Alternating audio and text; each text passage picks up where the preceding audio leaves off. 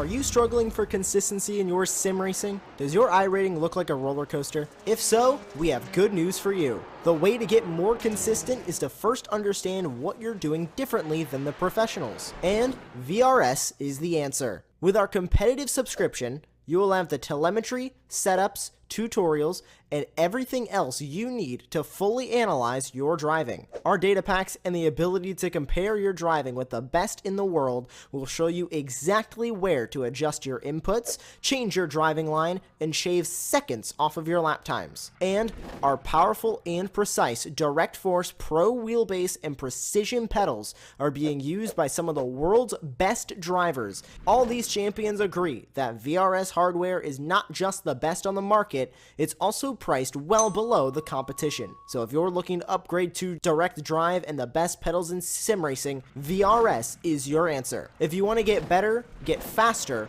and make it happen sooner rather than later, you owe it to yourself to find out why so many people are switching to VRS. You'll be so glad that you did. Visit www.virtualracingschool.com and learn why the best use VRS.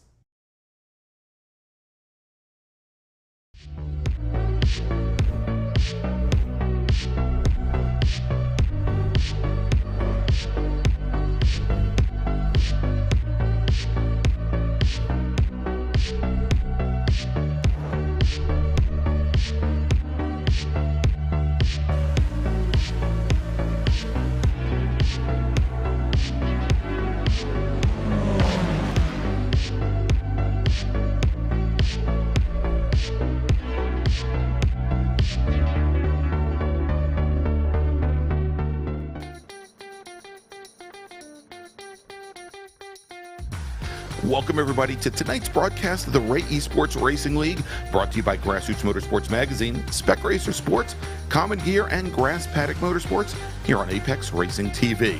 For the last 9 weeks, almost 300 club racers across 4 different classes, Spec Racer Ford, Spec Miata, and 2 touring car classes have put it all on the line to be named a Ray Esports Racing League winter season champion. So who's going to be the next Beans Forster, the man who swept each championship in season number 7? Well, we've got the answers, but you're going to have to wait just a little bit to find out. And that's because tonight it's the Runoffs, a winner-take-all event with 25-minute races for each of our 4 classes, and what a place to hold it as we head to the Monterey Peninsula and WeatherTech Raceway Laguna Seca. This 66-year-old circuit is known for its low grip and 180 feet of elevation change, and contributing to that elevation change is the always daunting corkscrew, with a twist, a turn, and a 5.5-story drop that will no doubt catch many of our racers out tonight.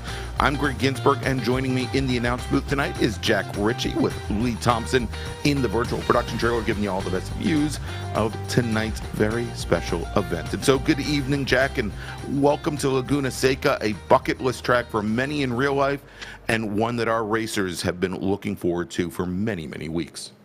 Evening, Greg. Yeah, we got an exciting race tonight. 3 races, actually, 25 minutes apiece. Last week at VIR, we saw some of the best racing on iRacing that I've ever seen. The battles that we had for the lead were insane. So I'm looking forward to seeing, all 3 series in action tonight and seeing what we got. Because like you said, this track is really, really tough, but it's a lot of fun. So I'm excited. It is tight, it's twisty, it's got great flow though. Many of the corners have camber to help you through them, and but you always have to be careful. It is a low grip track, and if you go off, and Jack, you and I were talking about this before we went on air, if you go on track and you hit that dirt, much like you hit the grass at last week at Virginia International Raceway, you're going to go a very long way. It's going to be very hard to regain the surface and not lose a lot of positions. But let's do this as we've done for every week during the regular season here for season number 8, the winter season. Let's turn things over to Morgan Burkhardt from Delta Sport Racing. He's going to give us tonight's track guide, and it's going to be a somewhat quiet, hushed track guide because he's driving the Volkswagen Jetta TDI Cup car. Morgan Burkhardt, he's got that track guide of WeatherTech Raceway Laguna Seca. Hello everyone, and welcome to the 2.25 mile 11 corner WeatherTech Raceway Laguna Seca, home of the infamous corkscrew. So we're coming onto the front straight, using all the track to get the best run possible, as it's slightly uphill into a You know, I'm sensing a theme here with Ray Esports lap guides where the straights just aren't ever so straight. So coming into turn 1 here, into the Andretti hairpin, coming over this white line a little bit, opening up that corner, making it a double apex, kind of late both times, trying to carry the run out of the corner. That's the name of the game at this track. It's late apex every single corner. And then a double right-hander, gonna just late apex both of these. Make sure to use the curbs to get a little bit of extra rotation and use the every ounce of track that it's given to you. And then into the cambered turn 6 here. Very, very fast. You can take it a lot faster than you think you can because of the camber. Just carrying all of the speed and a little bit of curb on exit, maybe a little bit of dirt as well, and then coming into the kink. Very difficult corners, blind on entry, kind of just throw it in there, late apex. Missing the sausage curb because it'll spit you out into the outside wall without hesitation. Coming up the hill, and here it is. We're coming up to the corkscrew. We're gonna break over this hill. Car gets real light. It's gonna be careful of that. Late entry, just kind of send it over the crest of the hill, down 3 stories, and we're out. It's done. It's over. And then we're coming into the next cambered corner, really, really fast. Coming into the penultimate turn, more camber. Really, really fast corner. 5th gear, just gonna chuck the car in and it'll stick because of the camber. Coming into the final corner, most important corner, leads into the best passing opportunity, running out over that curb onto the AstroTurf, carrying the speed, and that is a completed lap of WeatherTech Raceway Laguna Seca in the Volkswagen Jetta TDI Cup, or T4 for Ray Esports Racing. All right, and thanks so much for Morgan Burkhardt for that very quiet track guide of WeatherTech Raceway Laguna Seca, as I believe we have him on track currently. I'll have to check the order. I know he was running a little bit late, and actually I don't see him in the session as of yet, but right now we have, for our very first race, we've got our touring cars, we've got those Jetta TDI Cup cars, we have the brand new Toyota GR86 Cup cars, which just had their initial real-life outing at Sonoma Raceway this past weekend. And congratulations to Tyler Gonzalez, who's actually raced with us previously, who took double wins there at Sonoma. So there's a little synergy there for us, Jack. And we're currently here in qualifying, about 5 minutes through this 15-minute qualifying session, where these drivers have as many laps as they need to set a fast lap. We have, as you can see, both the Jettas and the GR86 Cup cars out on track at the same time. And, you know, Jack, as opposed to Virginia International Raceway, where we had the 2 long straights, where maybe these cars could either A, get away from each other, or B, work together with the draft, because we know the Jettas have more straight line speed than the GR86s, but the GR86s certainly have the advantage in cornering capabilities. Here at WeatherTech Raceway, we may see, if not during qualifying, during the race, where these 2 classes might start to maybe get intertwined, and it might create some challenges for them. Yeah, I mean, like you mentioned, there's only that one really long straightaway on the front stretch, and I mean, other than that, you're pretty bunched up through the rest of the track. The corkscrew will be really interesting for these Jettas to maneuver past the slower Toyota 86s. That's going to be a challenge for them. You know, they're trying to race the others and get through the lap traffic as well at the same time. So, I don't know. There's going to be a lot of passing opportunities on this track because that's just what it presents. You have turn 1, the corkscrew if you dare try, and then, you know, the very last corner coming on to the straightaway. So, I don't know. I think we're in for a treat either way. I mean, you can't really get away from each other on here. No, it is difficult, and certainly, you know, going into the corkscrew is one of those places that we traditionally see people make passes. Here at turn 11, the final corner around 2.24 mile 11 turn, Laguna Seca. Another, as we see Caleb Patry, who is our provisional pole sitter right now for the Toyotas, as he just worked his way around one of the Jettas in that final corner, and you can see how the Jetta can easily stick with the Toyota down the back straight down into the Andretti hairpin. But you know, the other place is actually that area there, that double apex Andretti hairpin, and it'll be very interesting to see how these two classes work together there, because the Jettas, they do have a lot of push, a lot of understeer going into Andretti, and it's going to be one of those places where we may see a lot of the Toyotas try to sneak underneath and get underneath the Jettas. Now, they are not racing, the Jettas and the Toyotas are racing in different classes, and as you look at our timing tower on the left-hand side of the screen, it should become pretty apparent to you. What's marked as the T3 class are all of our Toyotas, and the T4 class, all of the Jettas. And right now, as we mentioned, Patry, the fastest of the Toyotas right now with a qualifying time of 136.03, and he's pretty darn consistent, because he just ran a 136.05, only 200ths of a second off those times. Beans Forster, second fastest at a 136.86, so almost 0.8 of a second off. And then Eric Ronenberg at a 136.91. In the Jettas, it is Jamison Huffman, in lieu of his teammate Morgan Burkhardt not being here for this first race. A 138.84 in the books, and that is about 0.8 of a second up currently on Seth Spolman. I'd like to say Seth from Seoul, South Korea. That's where he's racing from right now. He's originally from the Washington, D.C. area. Then we've got Frank Schwartz from Paddock Motorsports, and we'll talk about Frank here in just a few minutes. But real quick here, Jack, let's do this. I'm not going to go and run down results like I normally do from the last races. I think at this point, as we've wrapped things up with the regular season, probably no need for that. But I want to recognize our regular season champions, our Season 8 winter season champions in the Ray Esports Racing League, in both the Toyotas and the TDI Cup cars. Let's start off with the T4 class with the Jetta TDI Cup cars, where Morgan Burkhardt took the championship and came away with 3 wins, 6 poles, but only 3 wins, 130 points to his name, margin over Beans Forster, 11 points. And then back from there, it was Trenton Kramer. Trenton was another 36 points back from there with 83, and you can see then very closely matched up. Michael Snow, Jacob Schilling, Joaquin Effinger, Megan Overstreet, who jumped into her Jetta, I think after not even having driven it before this season, and started off the season really well in it there. But really close and tight there, except at the front. And kind of the same story when we move over to the T3 class, and that is the Toyota GR86s, where Caleb Patry walks away with the championship. Caleb taking 5 wins, 5 pole positions, only 1 loss. That was to Josh Soto a couple weeks ago, but 148 points for him. Murphy Nichols, second in the championship, 48 points back from there.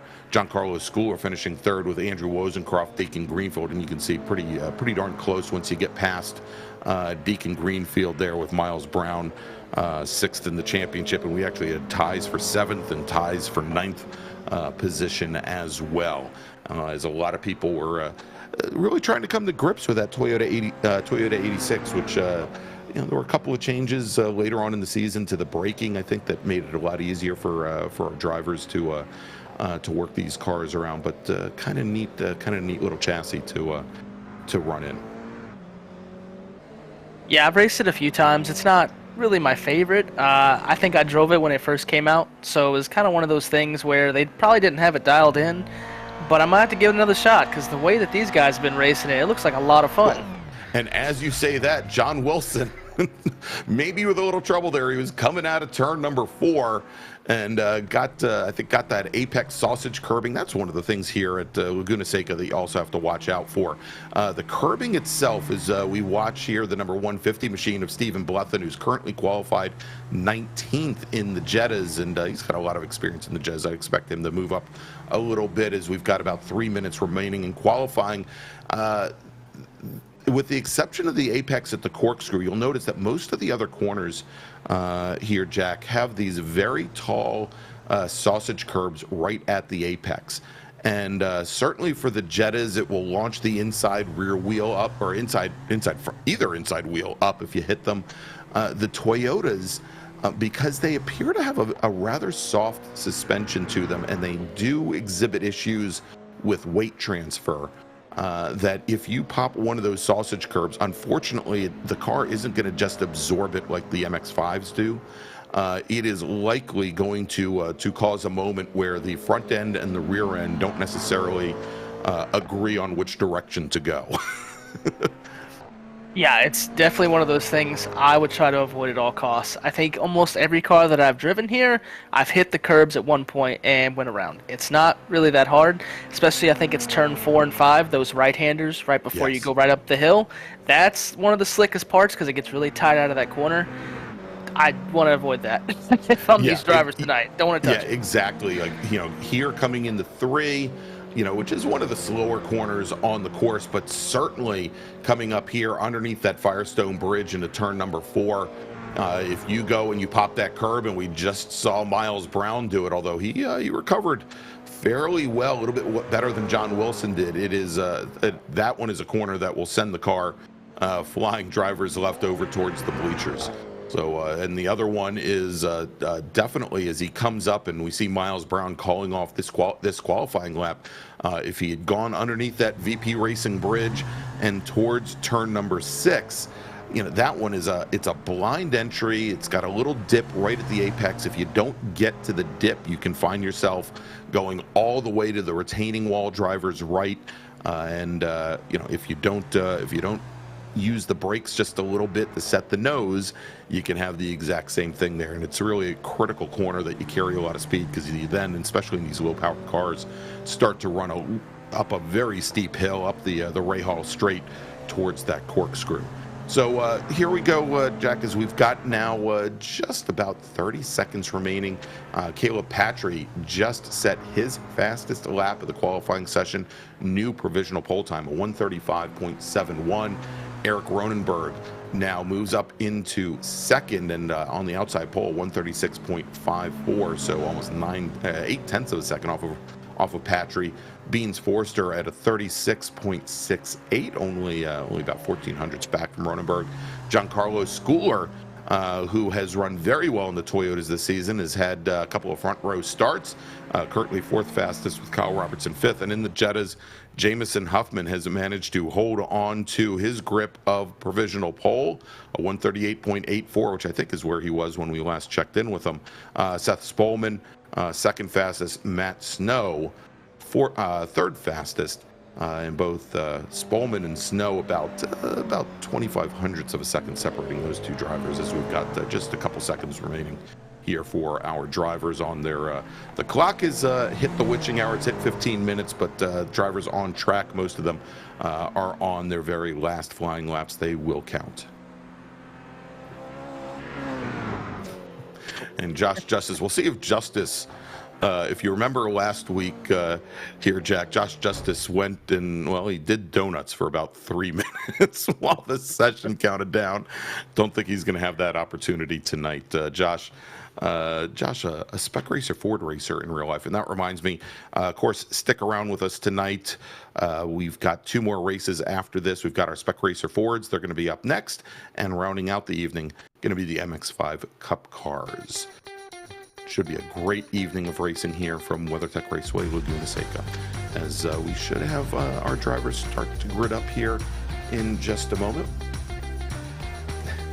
And I think we're waiting for Josh Justice after he smacked the wall over there to get towed back to the pits. We'll qualifying session here should be wrapping up, and we'll get to the grid in just a moment. But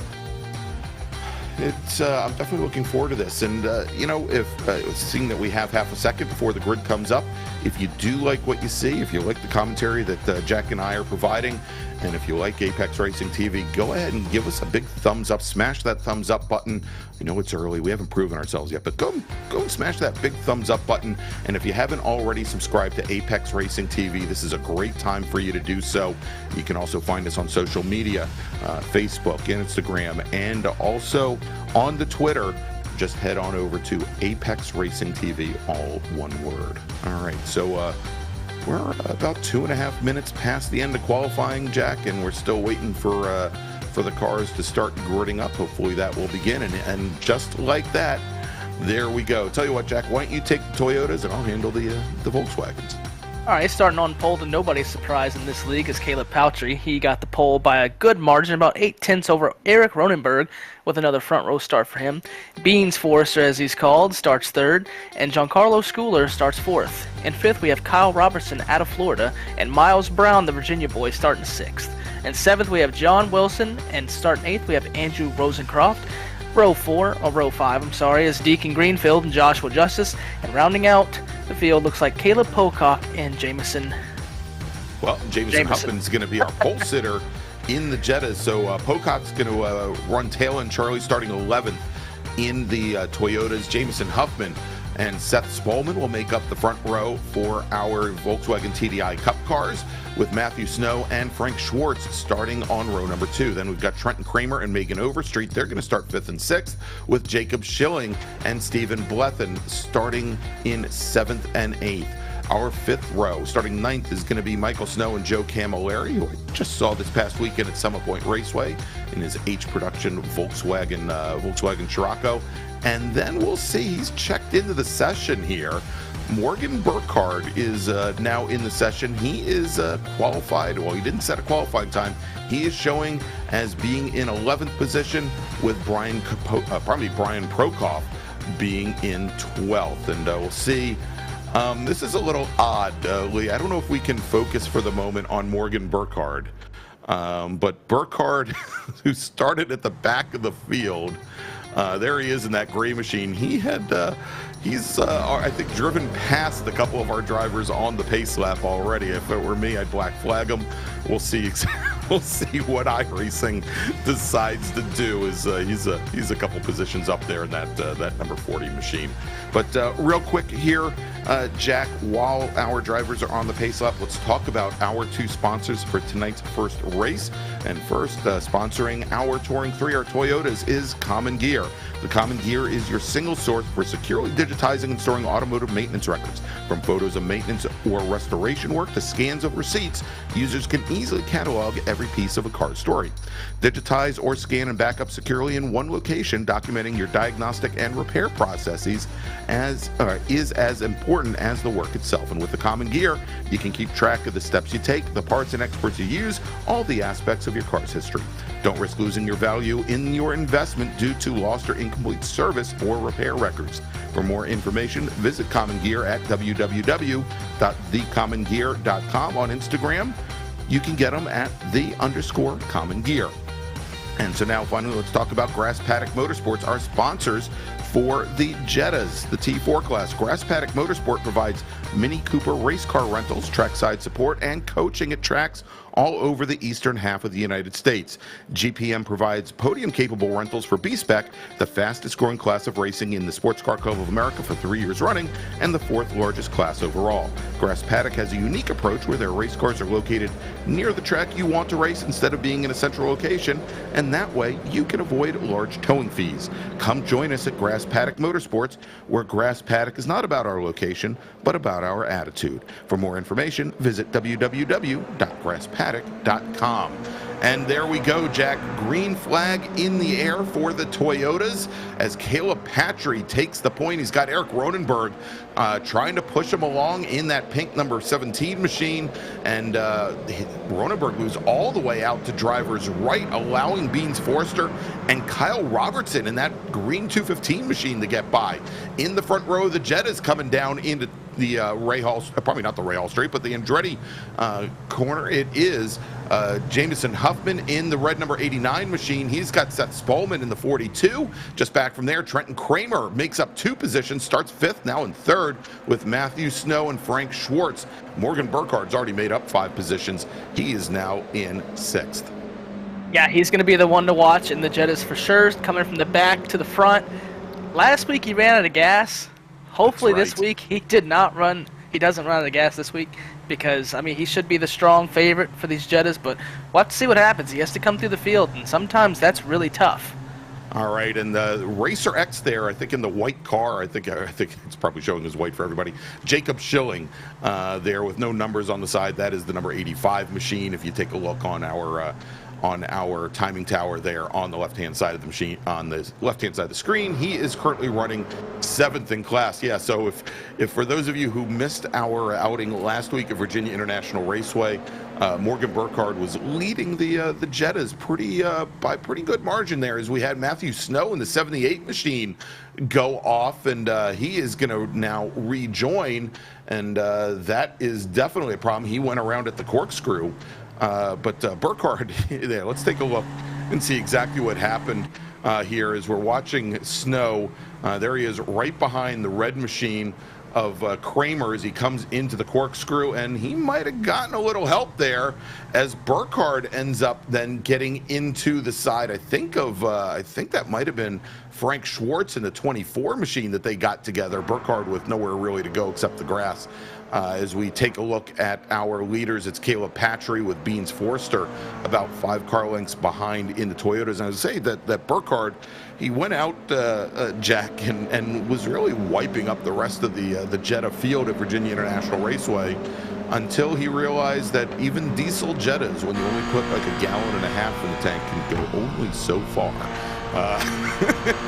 And he ended up, what, about 6 laps short in a 20-minute race. Yeah, it was pretty bad. And then this week he's starting off, bumping and banging a little bit in the corkscrew. So, I mean, a couple rough weeks for him, but I didn't think he had too much damage. He should be okay, I think. Well, there he is. Yeah. He's locked in behind Megan Overstreet in that pink 044 machine.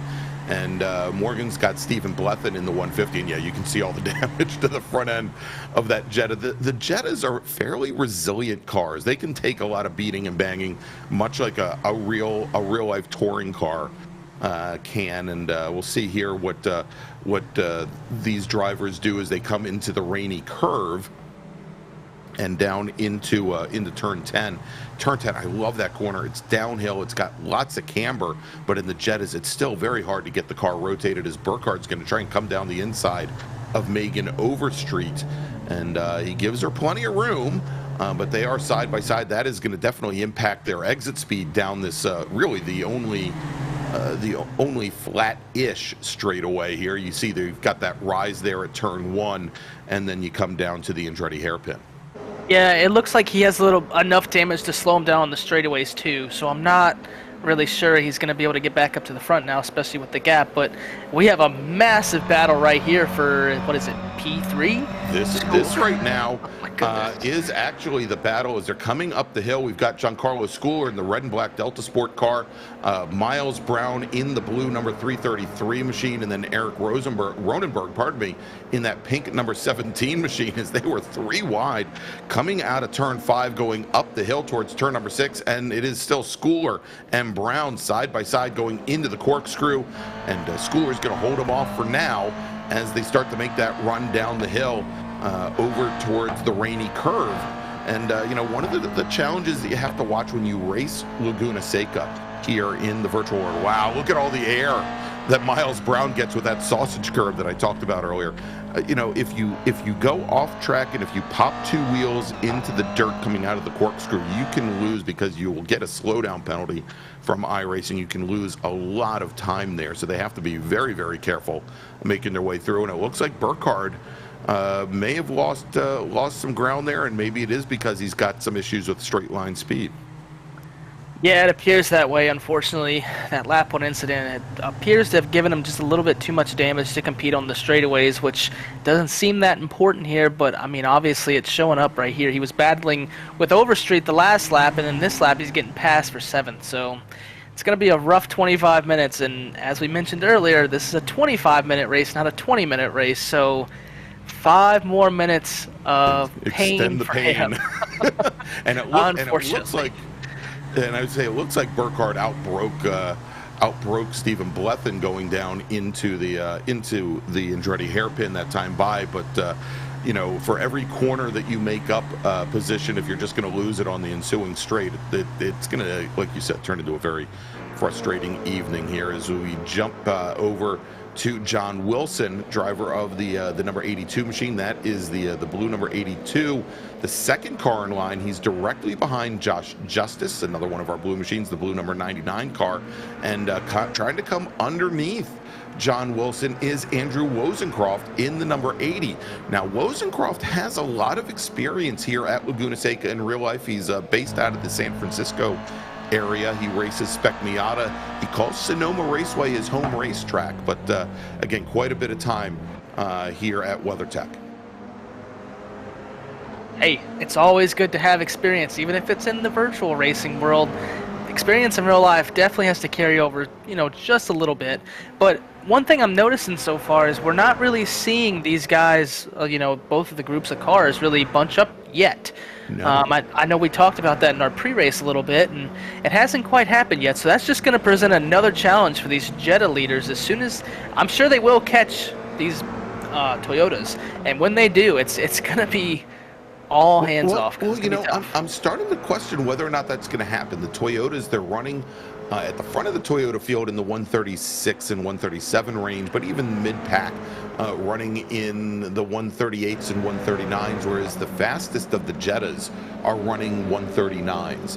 So I see, if anything, the Toyotas might be separating themselves out just the tiniest little bit per lap from the Jettas, and I would suspect that even over the course of 2.25 miles here with 25 minutes, we may not find the Toyotas, with the exception of maybe Caleb Patry, maybe Beans Forster.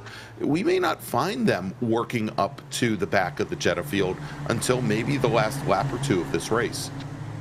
Yeah, and the way that they're battling right now is we see Burkhardt challenging for fourth. We wrote him off, and now he's battling for fourth position, and his last lap was a 39.7, and the leader was a 39.3, so maybe that damage isn't as hurting him as much as we thought it was, because, he's still able to battle for a top 5 right here. I don't know if he's going to be able to get and we'll see what he does when he comes down the hill. He may end up getting an off-track penalty there, just as we talked about it. And indeed, he pulls over and he's letting all of those cars by. I think Morgan Burkhardt, we'll see here if he's just got some internet problems or if he's just decided to call it a day here. And I think that may be the case. I think Morgan Burkhardt just kind of packed it in there after that off track. I was going to say that he had challenges that he was coming out of some corners side by side with other cars, so he didn't have the benefit of the draft. When he was getting pulled down a straightaway where he could then pop out and outbrake somebody in the corner, it seemed to work very well for him. But again, there were a lot of opportunities missed that he wasn't able to pull up alongside, and he wasn't able to complete a pass before coming onto a straight. But so we're watching right now. This is right there. That is the number 24, Frank Schwartz, who is currently running in 6th, right behind Megan Overstreet and Jacob Schilling. And I think if we can stay on them for just a minute there, Lee, I think this might be a great opportunity to talk about Frank, because Frank is, as I think I mentioned, the proprietor of Grass Paddock Motorsports, our sponsor of the VWs in this race, and he's got a lot of damage on that passenger side door. But Grass Paddock and Frank, they've got a great offer here, not going to be given away at the end of this season, but they are offering a sim to track package for not just one driver but for 2 drivers. They are graciously going to providing 2 seats for deserving racers, deserving virtual racers in one of their rental fleet Mini Cooper B-Spec cars. 1 seat is going to go to an currently unlicensed, and when I say unlicensed, I don't mean that you can't, it's not that you're unlicensed to drive on the streets in the United States, but it's for those that don't have competition licenses, so that they can go and work to get their competition license with either the Sports Car Club of America or another organization. And then there is the other seat for a competition licensed driver, for them to have a package to run either a sprint weekend or an endurance weekend with, again, the Sports Car Club of America or another organization such as Grid Life. So that those 2 seats are going to be given away at the end of the year. They are going to be given away to the drivers that are felt to be most deserving, and that is based on on-track performance, on how conscientious they are, and also in many cases a rate of improvement.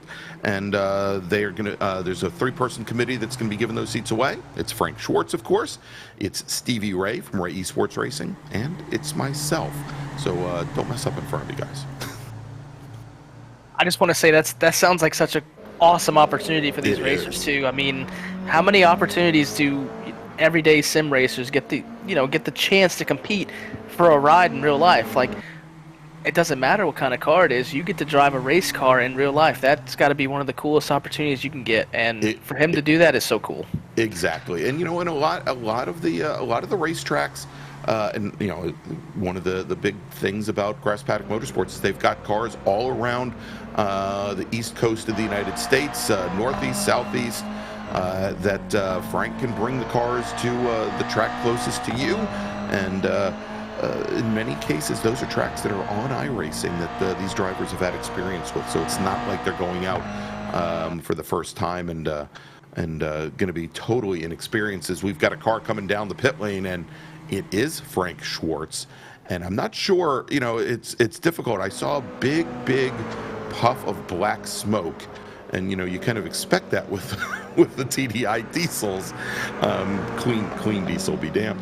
But it looks like Frank Schwartz pulling into the pit lane, and we'll see if he is going to come back out. He may have short fuel tonight. We never know. And Brian Prokoff into the pits as well. As we jump back to this battle right now, this is the battle for 7th position with Caleb Pocock, with Josh Justice, and then with John Wilson. Caleb Pocock in that red and white number 88 machine, and then the 2 blue cars, the light blue 99 of Justice, and then John Wilson. Pocock started in 11th position tonight, right at the tail end. He was tail end Charlie of the Toyota 86s here, Jack, and he now finds himself up in 7th position. Yeah, he's our biggest mover out of both classes with 4 spots gained.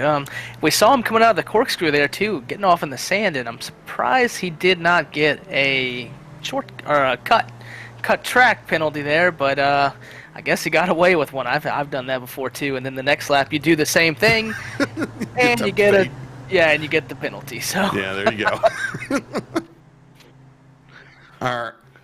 All right, let's take a look at this. This is a neat little battle going on right now with Trenton Kramer here, and actually a little bit further back. It's it's Trenton Kramer and Spolman. Yep. There we go. And so Trenton Kramer getting around Seth Spolman, and Kramer, who started in 5th, he now finds himself up in 2nd position. Seth Spolman now falling back into 3rd, but still a very close race here, as Spolman dropping about the 5 car lengths back, and a little bit further back just behind them, Megan Overstreet now having gotten around Jacob Schilling in the all-white machine. Overstreet now finds herself in 4th, which I believe would, if she can hold on to this position, would be her best finish this season in the Jettas. So Snow, we've got Schilling, and then we've got Michael Snow in the 078 machine, one of those drivers that we saw have a little incident early on. And then we've got Stephen Blethen in the 150 machine, that bright green Jetta, just a little bit further back from there. Tonight we've got just Stephen Blethen racing with us. Typically it's both Stephen and his twin brother Ray, who are club racers out of the Northeast, and typically race in the real life Touring 4 class in Mazda RX-8s. But looks like we've just got one of the Blethen brothers here this evening. Is Macon doing a great job holding off these guys here now. Yeah, she was able to battle through that pack, because I think she was as far back as about 7th, as we saw earlier, and now she's worked her way up to 4th. I mean, that's a good result. It's going to be really tough to get on the podium unless we have an incident, but hey, you never know. I mean, it's iRacing. Anything can happen on any lap.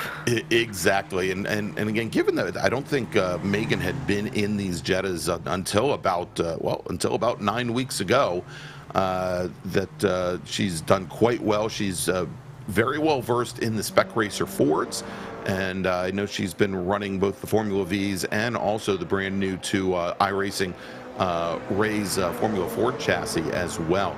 As we go back to this fight, as Josh Justice now has gotten around Caleb Pocock, but Pocock doesn't look like he's ready to give up the fight. He's going to have to go around the outside of Justice, though, going into the corkscrew, and not going to be able to hold off the 99 machine as they come down the hill through the rainy curve.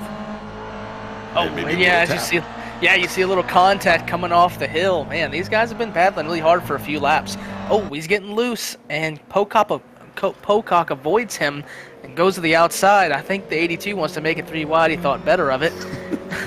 Yeah, he would have been coming from far downtown there, Jack, if he had if John Wilson had decided to throw the 82 machine all the way down to driver's left there. Good thing that he decided to hold off here as they now come down over the crest of the hill into the Andretti hairpin, and we'll see if the 99 machine can hold these folks off. So I mentioned that Justice races a Spec Racer Ford in real life. He's based out of, I believe, Dallas, Texas.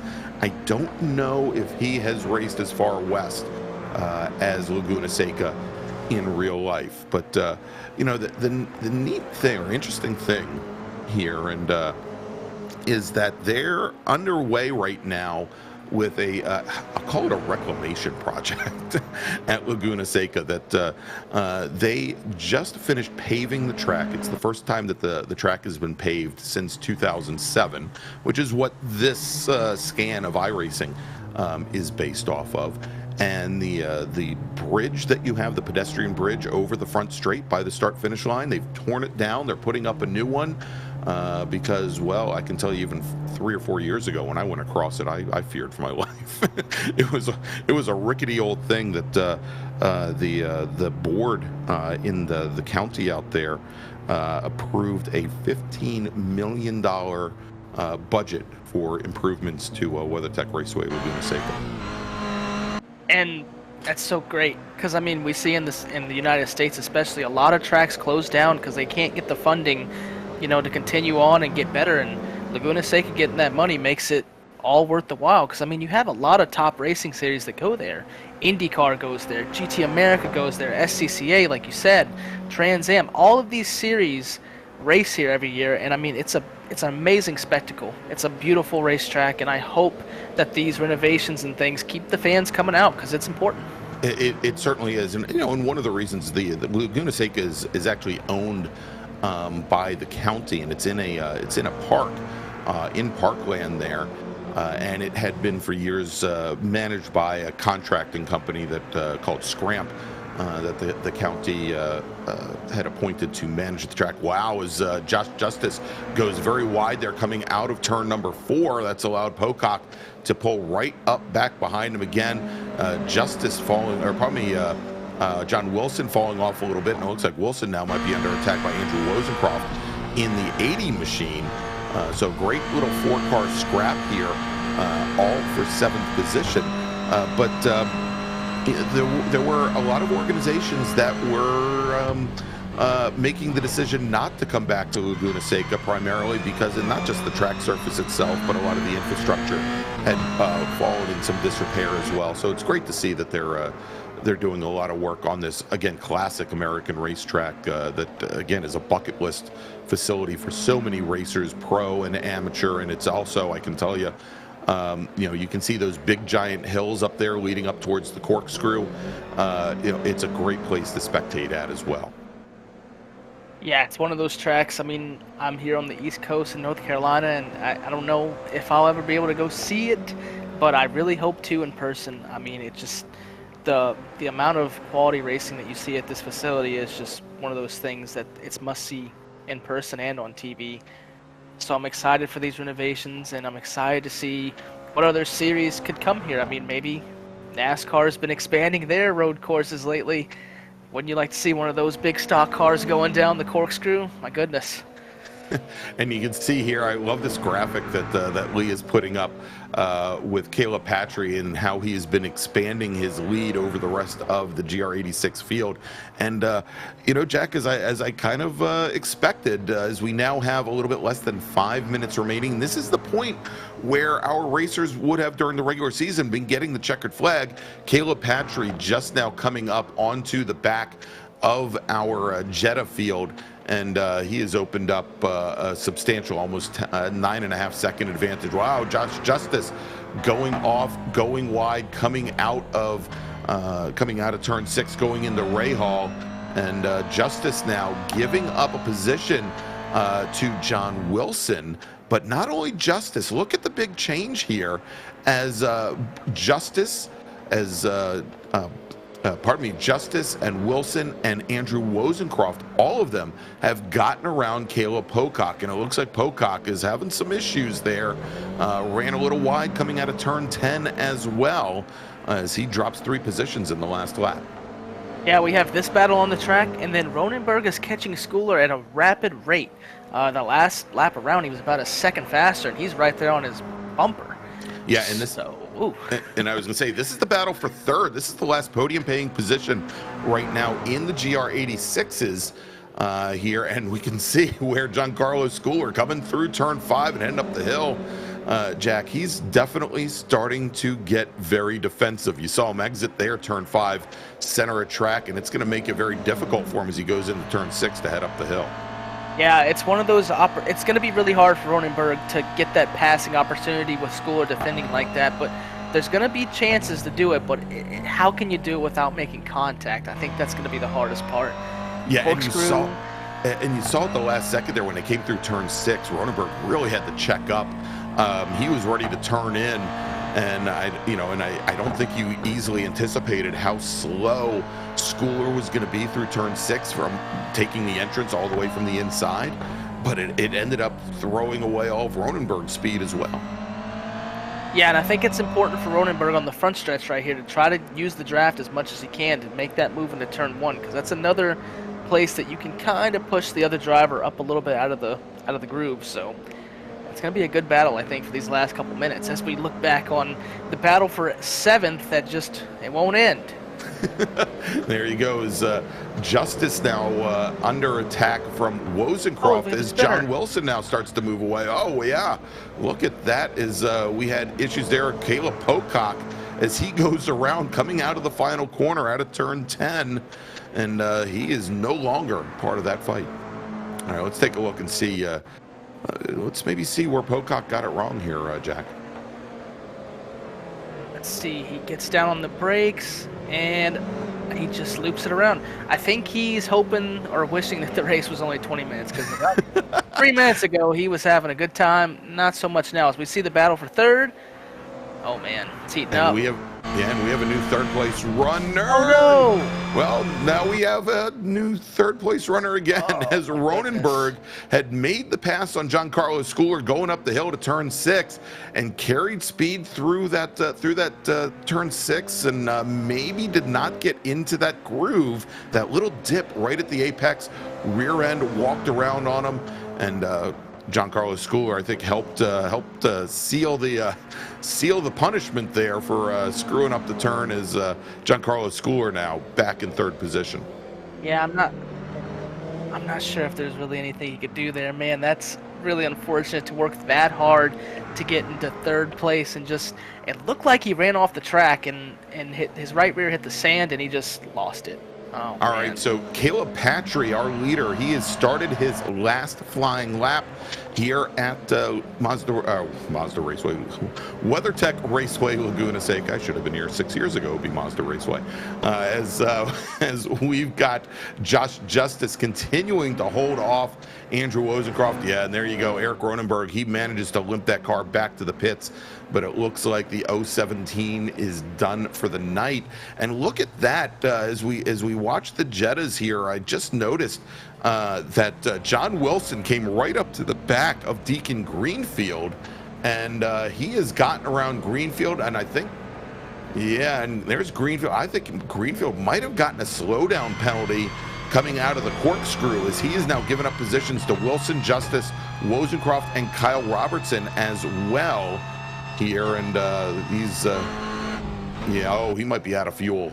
As Caleb Patry now comes down through turn 10 into turn number 11, the final corner, and Caleb Patry, who has had nary a wheel put wrong all night long, He is your winner in race 1 of the Ray Esports Runoffs tonight from Laguna Seca. Caleb Patry taking the win. Beans Forster coming out of the final corner right now. He's going to come home in second in the GR86s. And Giancarlo Schooler, there he is in that black, red, and white machine. Schooler comes home in third with Miles Brown finishing just off the podium, about 3 seconds back, 3.5 seconds back in fourth. And this battle continues on right now between Justice and Andrew Wozencroft. Justice with position going into the final corner. He runs a little bit wide, though, as Wilson crosses the line, the number 82 machine. He's going to finish fifth. Josh Justice will hold on for sixth. Andrew Wozencroft will finish in seventh. And then let's take a look here. It's been kind of a quiet night for him as well. Jamison Huffman comes around turn number 11, gets that Jetta rotated. No black smoke in the air, and Jamison Huffman is going to take the win. Almost scrapes along the wall, but Jamison Huffman, the 89 machine, is your winner tonight at the runoffs in the TDI Cup cars, in the T4 cars, coming out of the final corner. This is the battle for second. Trenton Kramer, he's going to hold off Seth Spolman, and the 444 machine, he comes home in second. Seth Spolman, all the way from South Korea, comes home in third. Megan Overstreet, she comes home in fourth, not all that far back. That was a great fight for her, right behind Spolman. Matthew Snow will come home in fifth. Wow. Great, Patry, he didn't have much of a challenge tonight, and frankly, past the first 3 laps or so, looked like Huffman had a fairly simple affair here as well. But Jack, we had some great fights both in the GR86s and the Jettas tonight. Yes, we did, and that's why it's not just a 2-car race, right? We have a whole field of battles, and hey, sometimes those battles are better than the lead. That's okay. That's right. All right, so tell you what, we've got some of our podium finishers. They're sitting in the green room right now. Let's bring in, first off, finishing, let's see, do we have Trenton? Yes, we do. Coming home second in the Volkswagen TDI Cup cars, driving the number 444 machine, it's Trenton Kramer. Trenton, how you doing, man? I see got a nice podium result in the Jettas tonight. How do you feel? Feel pretty great. Had a couple of great battles with Seth. Tried to avoid getting into a couple accidents with him. Thankfully, him and I both ran into the same slowdown penalty at the same time during the corkscrew in the last couple of laps. But luckily, got a nice clean race with him. Had a load of fun with him. Yeah, it seemed like you were by yourself a lot of that race, just watching Jamison pull off and take that big lead. That has to be a little frustrating, but at the same time, it's like, you got a nice clean race. You can't really complain too much, right? Yeah, I mean, Jamison is a very, very fast driver. There's not really much that you can do once he does get out and in front. I tried making that pass earlier in the race when we were within a couple of seconds of him, but unfortunately Seth and I were just so evenly matched throughout the first bit that we ended up breaking off just because of our battling, and a couple mistakes later, and here we are. Yeah, you started 6th in class too, and you ended up P2. You're like our biggest mover in Jettas. So that's a good night. Is there anybody that you'd like to thank? I'd like to thank all of you guys for such a great broadcast. You guys are doing a phenomenal job. Hope to see you guys out here next season. Frank Schwartz over at Paddock Motosports, he's got a great opportunity for all these Jetta drivers, and I hope to see some of them out on track this year. And just Stevie Ray for setting up an awesome league. Righty, well, thank you, and yeah, well, hopefully we'll see you next season, man. Great run tonight, coming up through the traffic, and have a good night. Thank you. You too. All right, there you go, everybody. Trenton Kramer finishing second tonight in the Jetta TDI Cup cars. And so let's bring in our winner tonight, driving the number 89 machine. It's Jamison Superman Huffman. Jamison, you started second, finished first. Good job. You had a really big lead. Walk me through how you were feeling this whole race. It was a little bit nerve-wracking because I was kind of getting close to the penalty limit with off tracks because I was fighting the tires the whole time. Because basically after like lap 3 in those cars, the tires don't want to do anything except for meet gravel. Yeah, on a track like this, I mean, it's really hard not to do that. So, I mean, obviously you did a good enough job to, keep it within those bounds and take the victory. But what are your thoughts when you have that big of a lead? Like, did the last few laps get nerve-wracking to you, or is it just one of them things that, you feel pretty calm about the whole situation? You see you have a big lead, like you're chilling? It's kind of a mix because I'm always trying to build the gap and kind of make it more and more so I have room for mistakes later on if something happens. And sometimes it'll get a little bit nerve-wracking if I'm starting to make mistakes or something, but I just gotta remember and kind of use the gap that I've built to calm back down. And did you know about Morgan Burkhart's trouble early in the race too? Like, he's a really fast Jetta driver, and you find out he has trouble. Did that like kind of set you at peace a little bit as well? Actually, Morgan just took me out in these surfs, but yeah. I heard about his troubles. We were in the same chat, and I heard him kind of complaining about being a brick in a straight line, so I was kind of happy to hear that a little bit, that I didn't have to fight him at all. Yeah, right? Isn't that the best? Is there anybody that you like to thank? I'd like to thank my parents for supporting me through this, and my friends for all the setups and support through this journey. All right, well, hopefully we'll see you next season, and great run tonight. Thanks. All right, there you go. Jameson Huffman, our winner tonight at the Ray Esports Runoffs in the Jetta TDI Cup, the T4 cars. Let's move over now to our GR86 Cup cars, and finishing second this evening is Beans Forster. Hey man, P2 tonight. What do you need to do to be able to beat Caleb? A lot more talent. And just hope that he doesn't show up one night, right? Yeah, Man. I mean, that's always a plus. Yeah, right. I mean, it just seems like he has these things down pat. But hey, you ran a nice P2. Walk me through, your night. So I mean, it's my first race this season with that car, and it felt really good. I kind of understood what the car was doing throughout the entire race. I mean, Laguna's not my bread and butter, so it's not generally a strong track for me. So it did a lot better than I expected. Now, we heard the Jetta drivers complaining about the tires after about lap 3, like how they couldn't really get the car to turn anymore. Were you experiencing anything like that in the Toyota? Maybe a little bit, but nothing really crazy. Like, all my mistakes came from just me. Right. I don't think it had anything really to do with the car. Yeah, and like you said, I mean, this is a really tough track to even keep on the road. So congratulations on the P2 tonight. Is there anybody that you like to thank? I just want to thank you guys for putting on such a good show, all the competitors for the quality of driving that happens in this league. And I want to thank Stevie Ray for putting this on, Team Watson Racing for helping me out with setups, and Full Sims for helping to progress me further in my skills for sim racing. Alrighty, well, congratulations on the P2 tonight in the runoffs. Hopefully we'll see you next season. Yeah, thank you. All right, everybody, that's Beans Forster, and I'm sure we'll see him a little bit later tonight with our Spec Racer Fords. Let's bring in our winner in the GR86 Cup cars tonight, and that was Caleb Patry. All right, man, you're making this a little bit too difficult for us because you're pulling away from the rest of the field, and then it kind of makes it a little bit difficult to call this race. So walk me through what you were seeing tonight, because it wasn't much. Yeah, I mean, based on my pace from practice and qualifying, I knew I had the speed. I just knew going into the race I had to just run consistent laps and stay out of trouble.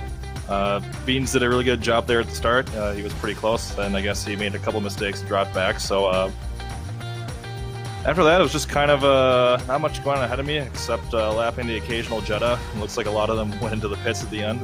But yeah, no, not much happened, but it still was a fun race. Enjoy the car, enjoy the track. Nice. Did you have any trouble with turning in or anything like that? The braking, because I know that they have been working on this car to make it more drivable.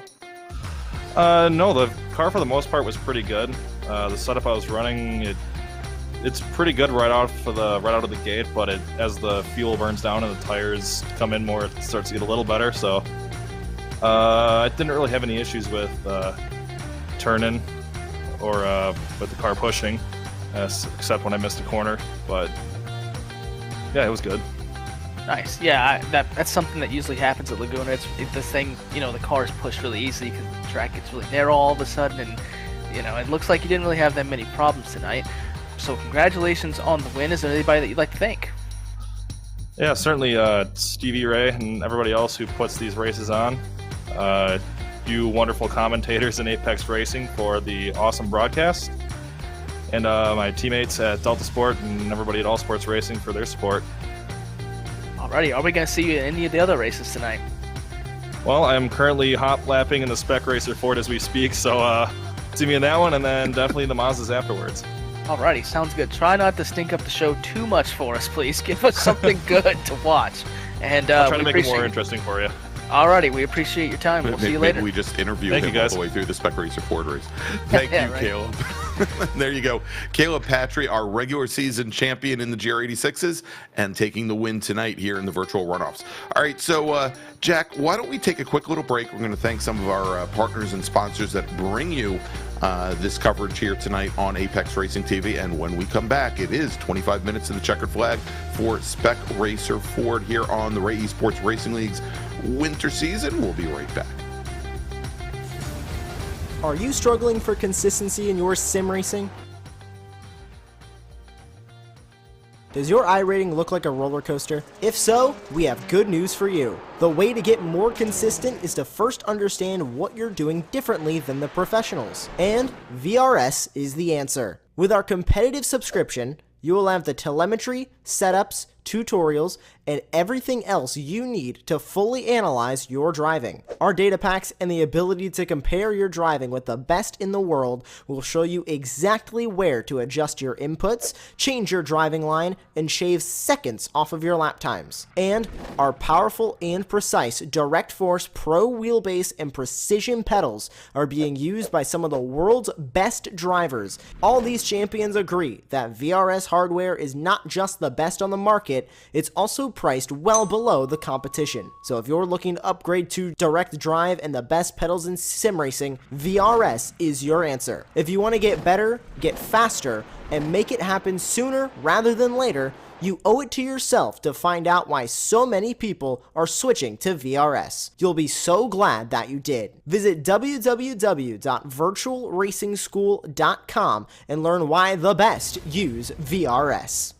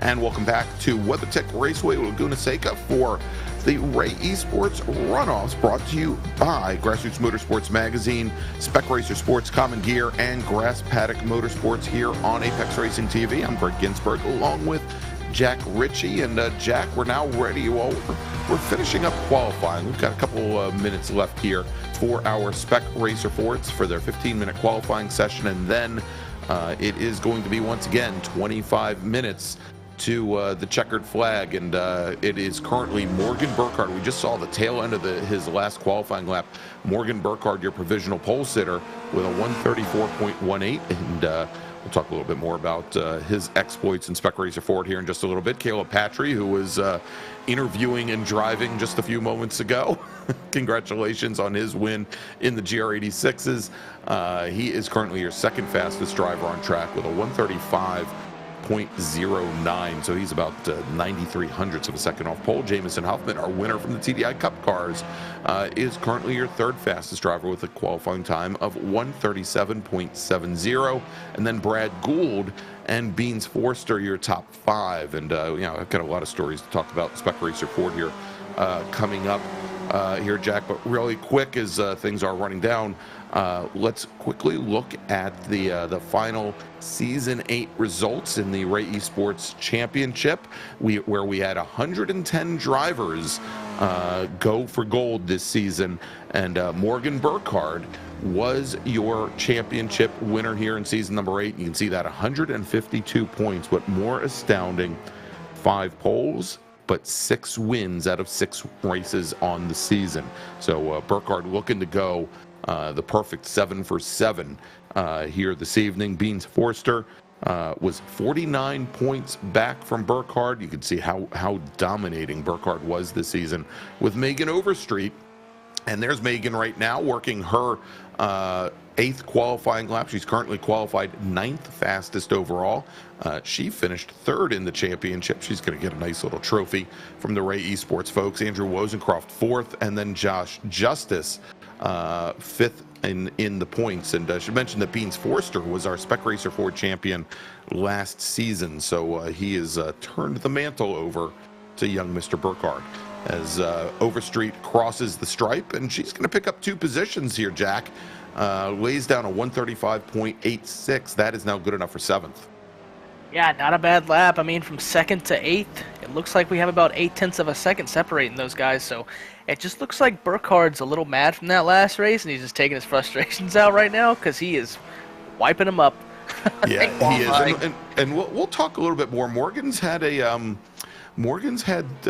some very interesting last couple days with Spec Racer Fords, whether they be in the virtual world, as we note here, and with the championship, or in the real world as well. And actually, a couple of racers here in tonight's field that I've had the experience of watch race, in some cases, new race cars to them in the last couple of weeks. So Burkhardt here coming up towards turn 10 to the final corner, and he's looking to improve upon a 134.18. That was his last flying lap.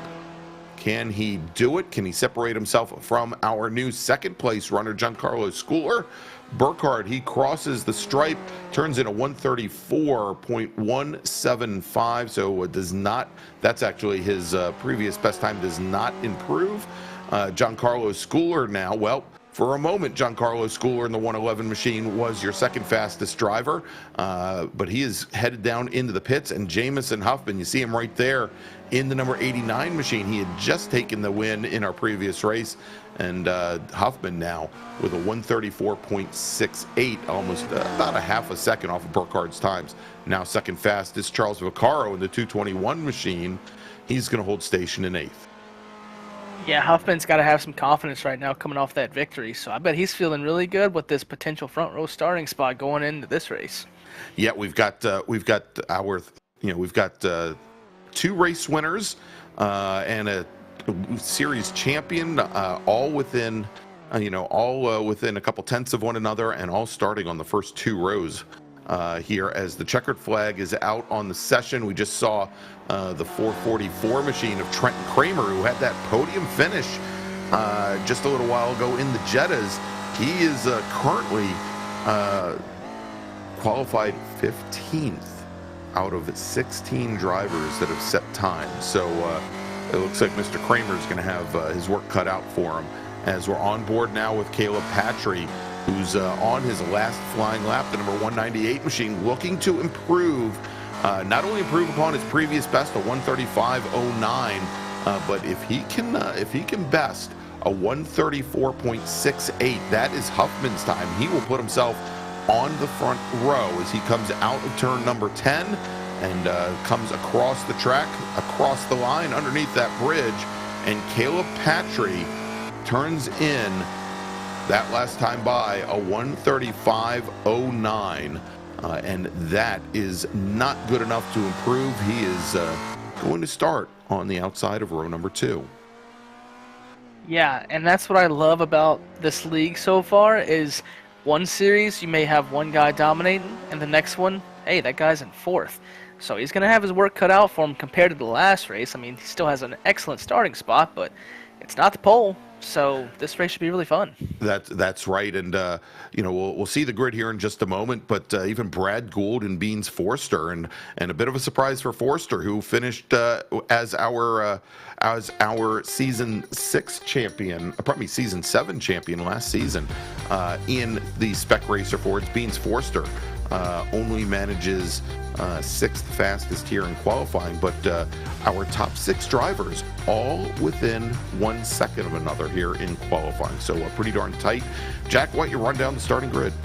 All right, starting first we have Morgan Burkhardt, second Jamison Huffman, row 2 Giancarlo Schooler and Caleb Paltry, our winner from earlier in the Toyotas.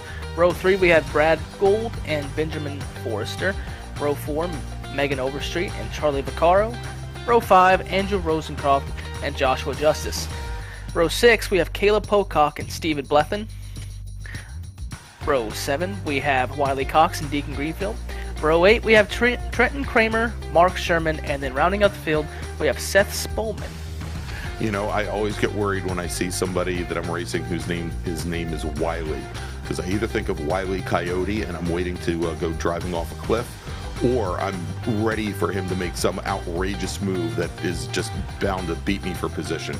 So we'll see how Wiley Cox does in the number 4 machine, starting 13th tonight. But we'll see now.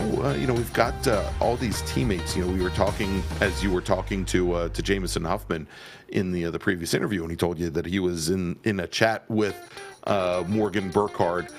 Burkhardt, Huffman, Schooler, and Patry, I believe, are probably all sitting in the same Discord channel right now, talking to one another and coordinating as they're racing. So we'll see how things turn out, but we are waiting for Giancarlo Schooler to come to the grid. Hopefully he won't have to start from the pit lane, and there he goes. He checks in, and we are ready to go. And we're going to have the pace car now bring our Spec Racer 4 drivers around. As wow, we've got I think Huffman and Patry and Burkhardt. They're all I think they're playing games up there with us, Jack, as they're all swapping positions here before the pace car rolls off. But we've got Burkhardt and Huffman, Patry, and Schooler going to make up those front rows. And as we've got the pace car starting to bring them around, let's talk about our sponsor for tonight's second race of the evening, and that's Spec Racer Sports. Spec Racer Sports' mission is to fuel and support your addiction to road racing. And Spec Racer Sports delivers by providing the parts and services you need when you need them at a fair, competitive price, all with exceptional customer support.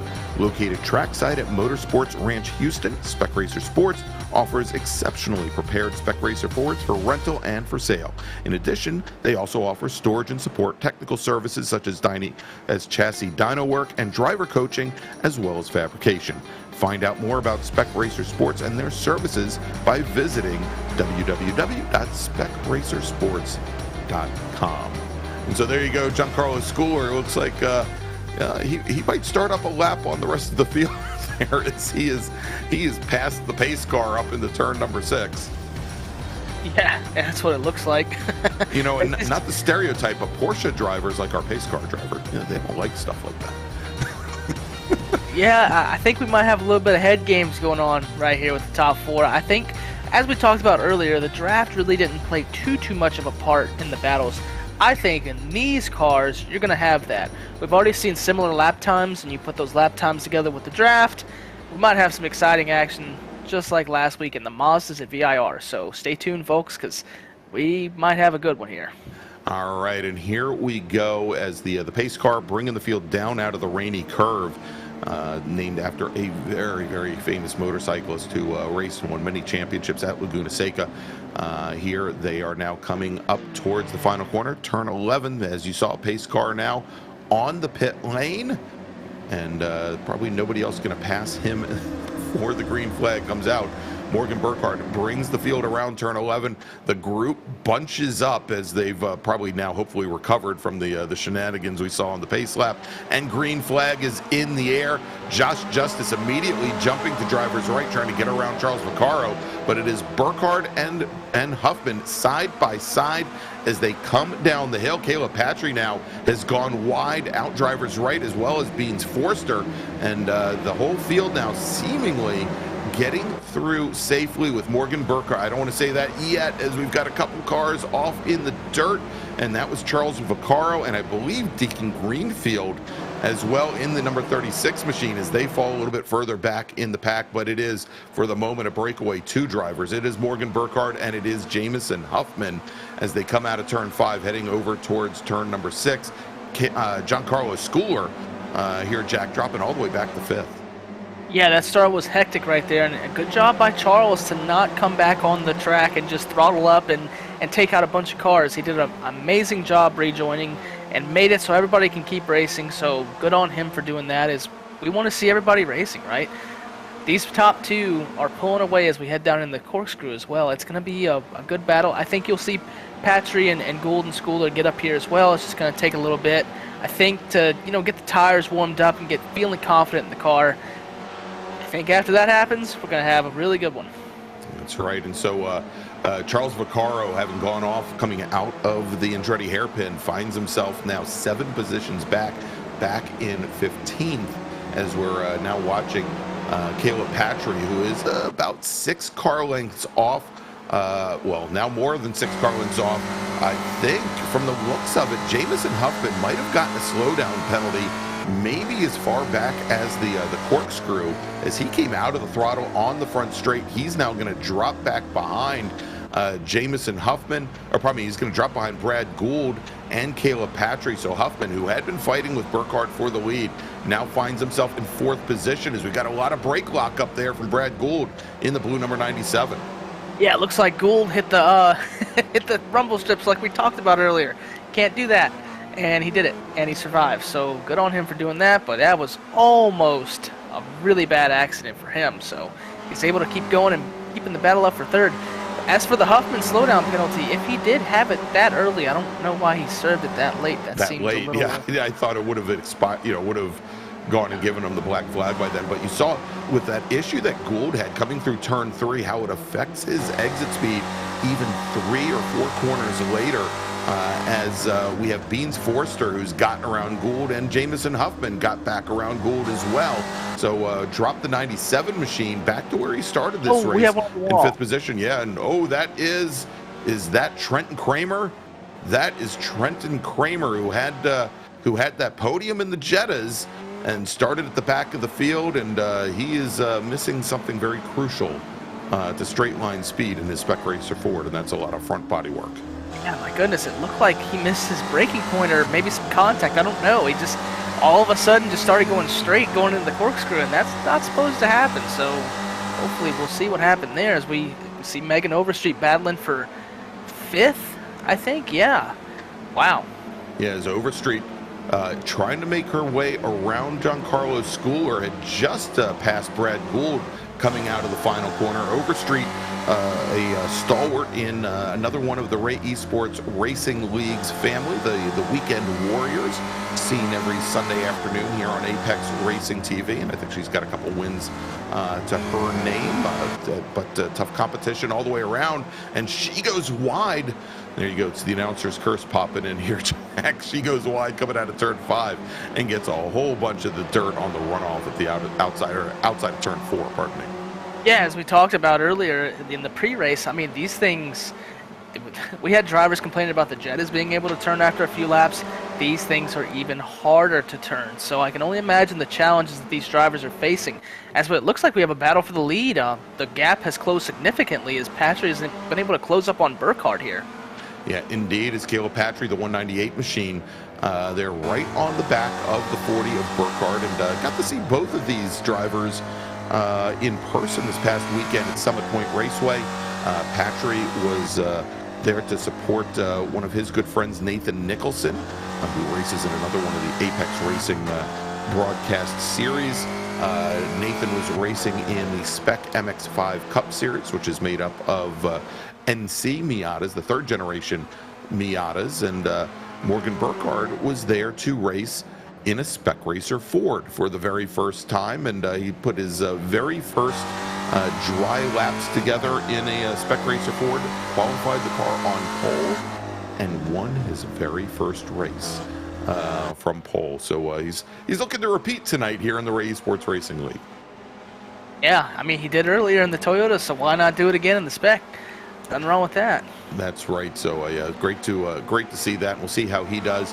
And I think I mentioned last week when we were at Virginia International Raceway that Brad Gould had come out to a competition licensing school that I was an instructor at, and he essentially came out because he wanted to see what the difference was between the virtual version of the Spec Racer Ford and the real version of the Spec Racer Ford. It's Caleb Patry, great run up the Ray Hall straight. He's got the inside move going into, and there's contact as both drivers come through the corkscrew, and that is going to give the number 89 machine of Huffman a great run through the rainy curve, and Beans Forster's right in the thick of this battle as well as they come into turn number 10. Was it my mistake, or did Patry and Burkhardt also make contact last week in the Mazdas at VIR? I'm fairly certain they did. They did up going into turn 14 up at the top of the roller coaster, and with Patry going off into the grass and Burkhardt eventually, I think, taking the win. Yeah, so, I mean, these guys racing each other hard again. I think their teammates as well, as we see, oh my goodness, almost a 3-wide battle for the lead. These guys are racing like it's the last lap, but hey, it's the runoffs. You got to do what you got to do to get this whip, to get the W. I mean, why not, right? Race as hard as you want, just as long as it's clean. And I mean, these guys are the premier clean racers, it seems like, on iRacing. I haven't seen anything like it, so I love it. And we've got somebody off, I think that was Giancarlo Schooler in the 111 machine, that all-white machine. He went off at turn 3, manages to gather the car back up, but he's going to lose a lot of positions. He now finds himself back in 7th position after having started 3rd. Yeah, but the way those guys are racing up front, the top 4 positions, I have a feeling that he'll get right back up there if they keep racing as hard as they do. Because, I mean, they are running about a second off the pace. We see Forrester and Overstreet running in the 135s, the 135, 7, and 8. And the last lap for Burkhardt and Patry was a 137.1 and a 136.8. So if they keep running like this, they're going to have more than 4 cars to deal with, I think. Yeah, definitely. If they continue to run half of this course in 2x2 fashion through here, definitely. And you mentioned Overstreet. She just ran the fastest lap of the race at a 135.72. So yeah, almost a second and a half faster than our leaders. But now that they've gotten back in line, we'll see if that changes slightly. But you said it earlier, right before we went to the green flag, Jack, that the draft here really does make a difference. And we saw that that certainly Caleb Patry was able to draft his way up to Morgan Burkhardt, and there wasn't much Burkhardt could do about it. As Schooler is trying to make a move now, he's trying to get around the 97 of Brad Gould. And as I was mentioning, Gould went to that competition licensing school a couple weeks ago. He has told me that he is going to take his very first turn behind the wheel in a race, racing in anger in a Spec Racer Ford, a real one, over Labor Day weekend this year at Summit Point Raceway. He was just getting the budget together. Doesn't have the money to go and run a full season. That's the other advantage of iRacing. You may have to spend $12 per car, but it's still a lot cheaper than either putting together your own ride or doing an arrive and drive package. Yeah, it's spending $12 rather than spending $12,000, whether it be sponsor money or your own money. I think I would take the $12 car any day of the week. well, it's funny. This was relayed to me by Brad's instructor at this competition school, this competition licensing school, where he told his instructor, "Look, I'm not really thinking of racing." This was on day 1, and obviously he's changed his mind since. But he said, "Yeah, I'm not really thinking of racing. I just wanted to see what the differences were between the 2 cars." And the instructor says, "Well, for like $2,000 a weekend, you could rent a Spec Racer Ford and get support for it and everything else." And Brad said, "Yeah, but for $12, I could race a Formula 1 car." and his instructor just didn't have an answer for that. So, and you know, and I don't know how you come back from that one. But there's a great little scrap going on right now. This is now we were just watching the battle for third with Huffman and Forster, and just back behind them it is once again Schooler and Gould. Is Megan Overstreet has managed. She's kind of in an island unto herself. She's about 2.5 seconds back behind Forster and Huffman, trying to work her way back up there. But great little fight here. But you know, as Huffman and Forster are fighting, there's Huffman running wide, coming out of turn number 5, going up the hill towards turn 6 and onto the Rahal Straight. Both Forster and Huffman, as they're jockeying for position, starting to lose ground just a little bit with Burkhardt and Patry, who have now gotten in line. And look at what a couple laps will do time-wise here, Jack. Big differences. Yeah. It looks like the top two maybe started to work together a little bit on the straightaway and draft a little bit more and not be side by side so much. Because as you mentioned, we saw our 4-car battle kind of dwindle down to 2 cars, and they're side by side again, and he hits Burkhardt. Oh my goodness, he almost hit him off the track. Yeah, yeah. You know, I'm starting to think that they might be listening to me on the radio or something, but because I was going to say that Burkhardt and Patry had just run high 134s, a 134.8, a 134.9. And it was almost 0.6 of a second faster than both Huffman and Forster were, as our 2 leaders coming down into the Andretti hairpin. Patry to the inside, that black, orange, and white number 198 machine. He gets a little bit of the sausage curbing, and does that allow Burkhardt to come underneath him in the 3? No, Burkhardt slots back in behind, and just like that, well, Huffman and Forster, they're right back in the fight. It is, once again, a 4-car battle for the lead as Patry and Burkhardt go side by side through turn number 3, probably 3 and 4, and now they are all in a conga line once again. And, you know, Jack, I'd be watching for Megan Overstreet, because I would not be surprised. There she is, kind of lurking behind. She has been slowly making up ground on our lead 4 drivers, all by herself without the benefit of a draft. Yeah, she's putting in some really good laps, and while these 4 up here are kind of messing around, she's been able to catch quite a bit. She's got it down to about 4 seconds, give or take, depending on the part of the track. But I think the thing that she hopes for is those 4 just keep messing around up front. As for Huffman and Forster, I think the best thing they can do is split up Burkhardt and Patry. I think that's where they're going to lose their time, is with these 2 working together whenever they do work together. Splitting them up is going to be crucial if they want to have a chance at this win later on in the race. I know it's only about halfway, but I really think it's going to be important. Yeah, and you said it there. We are now almost halfway through this fight, 13 minutes into a 25-minute battle. Now Burkhardt goes deep and down to the inside at Andretti. Patry gets held out to the outside. That would have been a great opportunity for Huffman to come underneath the 198 machine. Not quite close enough to do it. As we take a look at this battle a little bit further back, we've got, we saw this fight going on in the GR86s just a little while ago here, Jack, with Josh Justice and Andrew Wozencroft, the 99 and the 80. And look who else is in that fight, just not in the fight yet, but a little bit further back. Caleb Pocock in the number 88 machine. He's starting to close things down a little bit on the 2 drivers ahead, and we're going to have that same 3-way battle that we had just a little while ago. Yeah, we might have a 3-car scrap once again, as those 3 just will not leave each other alone, it seems like. I mean, but isn't that how it always goes?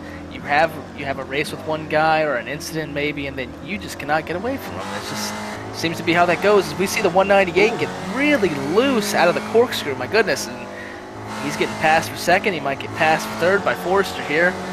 Man, these guys are on the edge. Forster's going to try to go deep and go around Patry on the outside at 10. Not quite carrying enough speed to make that work, you know, but we saw Burkhardt and Patry once again side by side through the corkscrew, and that time with that little wiggle from the 198, it allows Huffman to move up into second. And Forster definitely not with a good run out of turn 11. We see he now falls almost 5 car lengths back from our top 3 as Jamison Huffman goes deep down the inside, driver's left, tries to get position on the number 40 machine, and for the first time tonight, may not last long, but Jamison Huffman for the moment is your leader. Yeah, and as I mentioned, I think splitting those two up was the way to go, and they were able to take advantage of Patrick's, I don't know if you want to call it a mistake or just getting, halfway sideways, but they were able to take advantage of it, and we'll see if they'll be able to, keep them two split, but at the moment it doesn't quite look like it. It looks like that the other two are just working together really well when they want to, but then when they don't want to, they let the other two join. So I'm not really sure what the strategy is here, but they obviously know what they're doing. I don't know if they have again, I think the 4 of them here, Jack, are on Discord right now laughing and chatting away, and I don't think there's a strategy either. I think they're just all taking it as each corner goes, kind of like a go-karting race here. As big brake lockup as Huffman goes around, Burkhardt goes around, Patrick gets into the back of Huffman, or probably Patrick gets in the back of Burkhardt. He's now going to have to recover, and he's going to get a slowdown there. But Caleb Patry is your new leader. Beans Forster running in second, and that's going to move Megan Overstreet up into third. And look at this as Overstreet now right onto the back of the 231 machine, challenging for second. That little contretemps there at the top of the hill really slowed down the whole lead pack and brought them back to not only the 044 machine, but Giancarlo Schooler and Brad Gould are closing things down as well. Yeah, Schooler and Gould they're thinking in their head, this is the best thing that could have ever happened. The leaders all got together and 2 of them spun out.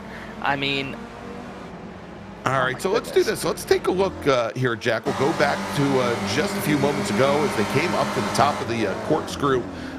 Burkhardt, Huffman, Patry, Beans Forster, and there's the love tap, more than a love tap there from Patry on Burkhardt, but Burkhardt and Huffman had already gotten around. I was wondering, Lee, maybe we could take a look at that again. Here we go. Read my mind as they come to the top of the corkscrew. Huffman to driver's right, and looks like Burkhardt maybe just a little bit late on the brakes as Huffman tried to go around the outside. Yeah, it looks like Huffman just got on the brakes too hard, and oh man, I'm sorry, not Huffman. Burkhardt got on the brakes too hard, and just Huffman was there, and they just locked up and spun each other out. Man, that is very unfortunate. Yeah, and it looks like Jamison Huffman after that, he just checked out of the session. Guarantee he's probably still in the chat mocking Caleb Patry, but Huffman is now out. Burkhardt down to 6th position, so it doesn't look like he's going to run the perfect season this time, as we are now about 17 minutes into this 25-minute race with Caleb Patry, your leader. Beans Forster second, Megan Overstreet third, as we jump a little bit further back here, and this is the battle for 11th position. Jack, we've got Deacon Greenfield. I already told you what I feel about somebody named Wiley Cox running 12th, and Mark Sherman 13th. And there's that move I was going to be scared of, as Wiley Cox tries to come right underneath Deacon Greenfield onto the front straight. Yeah, I think Wiley's living up to his name right there. As he dove it in the inside in the last corner and got that big run down the straightaway, he takes it down into turn 1. We'll see if he's able to outbrake Greenfield. It looks like he is, and he clears him, and he's going to set sail and try to chase down Mosencroft, who's up in 10th. He's got about 8 seconds to go, but, I mean, you never know what happens. We just saw what happened with the leaders. And speaking of the leader, I think Patry has some damage, too. That might be something to keep an eye on, because that last lap, he was still about a second slower than Forrester, so I'm not sure if he got caught up in that melee either, but yeah, it looks like his left you can see the smashed in front. Well, he had gotten into the back of Burkhardt as after Burkhardt and Huffman had their contact, Patry just really didn't have anywhere to go. And so, you can see the damage there. That's not going to help from an aerodynamic standpoint. Of course, big difference here in iRacing is, the body shell of the Spec Racer Ford is folded up. In real life, it's fiberglass. It would have been in multiple pieces on the pavement somewhere. But Megan Overstreet, she's pulled right up to the back of the 231 machine again, as Patry, although he may have that aero disadvantage, he's got at least, he's got a little bit of clearance. He's got a little bit of a buffer right now, about a second and a half or a second and a quarter.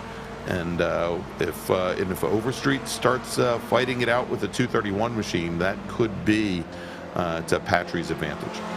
Yeah, but I think if those two start drafting together, they're going to catch him really quickly. So it'll be interesting to see with about 6 minutes left how far up they're able to get. I think they can close on him. I'm not sure if they'll be able to pass him because, as we've seen all night, he has a lot of speed. All right, and once again, Megan Overstreet. Now she's been in that draft of Forsters, but she is the fastest of our drivers up at the front of the pack. We've talked about the aero issues that Patrick's having. Last time by, Overstreet ran a 135.5, almost 0.2 of a second faster than Forster. And Overstreet is setting up the pass going into the corkscrew, and they're going to come down the hill side by side once again. Forster's managed to hold off the 044 machine for now, but you saw where Forster, he carried so much speed down the hill, it was kind of hard to get things woed up for the rainy curve. The rainy curve is one of those corners where you have to get out of the throttle because it goes off camber on the outside. And look at this, Caleb Patry pitting in from the lead. Oh, wow. And that is going to give the lead now to Beans Forster, moving Megan Overstreet up in the second. It could be a fuel issue. It could just very well be a damage issue that he was having too many issues driving it. And we just got word that we think that perhaps Caleb Patry received a black flag. We do black flag drivers here in the Esports Racing League if they pick up 12 incident points, or actually I guess the 13th incident point would trigger a black flag, and so he may have gotten a drive-through penalty.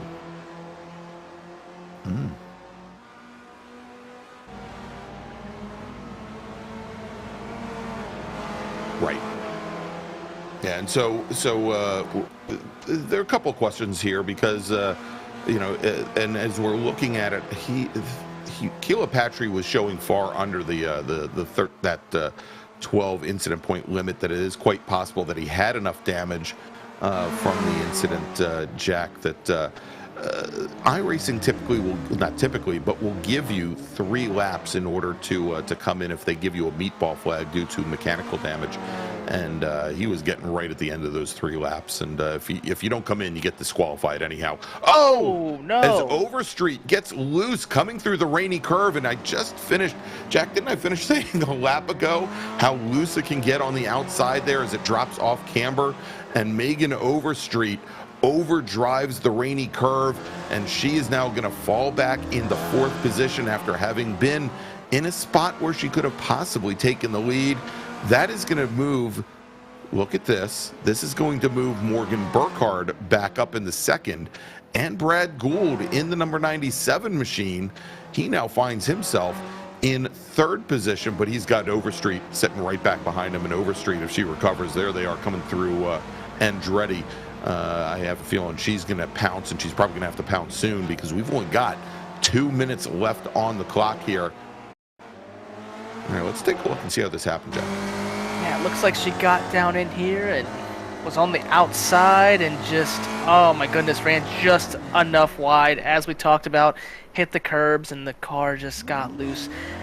Forrester had done the same thing in the corkscrew just a couple corners previously, so man, that is really unfortunate. Luckily, she's still in 4th, and as we've seen, anything can happen. But look who's in 2nd. Burkhardt down to 2.8 seconds, and he was about 2 seconds faster that last lap, and they weren't even battling. So he is driving really, really fast right now. We're going to see what happens. I don't think he has enough time, but never know, because that thing is shrinking fast. That's right. Yeah, he ran, as you said, over 2 seconds faster than Caleb Patry. We'll go back to those battles for the lead in just a few moments, but let's take a look at this. We've got Andrew Wozencroft and Josh Justice. This is the battle for 7th. Justice in that light blue number 99 machine. Wozencroft in the white with black and red striped number 80. They both have separated themselves out just a little bit from Caleb Pocock. The last time we checked in, it was a 3-car fight for position there, but they have both worked their way clear of the 88 machine, and Caleb Pocock brings his car down, and looks like he might have had some crash damage, and he is now on the pit lane as well. Let's take a look and see what happened to Pocock. This is going into turn 3. And not only a little lazy spin, but it looks like Wozencroft might have clipped the nose of the 88 machine as well. And Pocock now on the pit lane. Looks like he knows with 10 seconds left that the race is done. But here we go. Beans Forster coming up the Ray Hall straight, the big long back straight that leads to the corkscrew for the very last time tonight. And Burkhardt is closing things down on Forster once again, almost 1.3 seconds faster, but with only about 5 corners left, actually 4 corners left. It may be too late for the number 40 machine here as Forster navigates the corkscrew, heads to Rainey, and now only 2 more corners remain.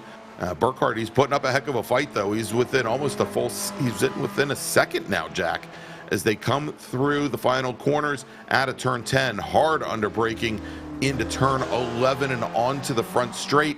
Burkhardt about 6 car lengths back, and doesn't matter how much weaving Beans Forster does, Burkhardt's not going to be able to catch up. Beans Forster, our season 7 champion, takes the win tonight in Spec Racer Ford. Morgan Burkhardt, our season 8 champion, will finish in 2nd, and Megan Overstreet will take home the bronze tonight. Giancarlo Schooler will finish in 4th. Brett Gould will finish 5th. Charles Vaccaro, and then let's watch this battle to the line. Wozencroft over Justice. And what is the margin there? The margin is between Wozencroft and Justice, yeah, just a couple thousandths of a second. Wow. Wow, wow, wow. All right, so there you go. Josh Justice finishing in 8th, right behind Andrew Wozencroft. Deacon Greenfield makes up 5 positions. He's going to finish 9th. Wiley Cox will finish in 10th, and Caleb Pocock from the pit lane finishes 11th. Mark Sherman 12th. Blethen, Patry, Huffman, Kramer, and Seth Spallman never took the green. All right, so let's take a look here, and wouldn't you know, let's tell you what, let's bring in Megan Overstreet, who finished 3rd tonight in Spec Racer Ford. Hey, Megan, P3 tonight.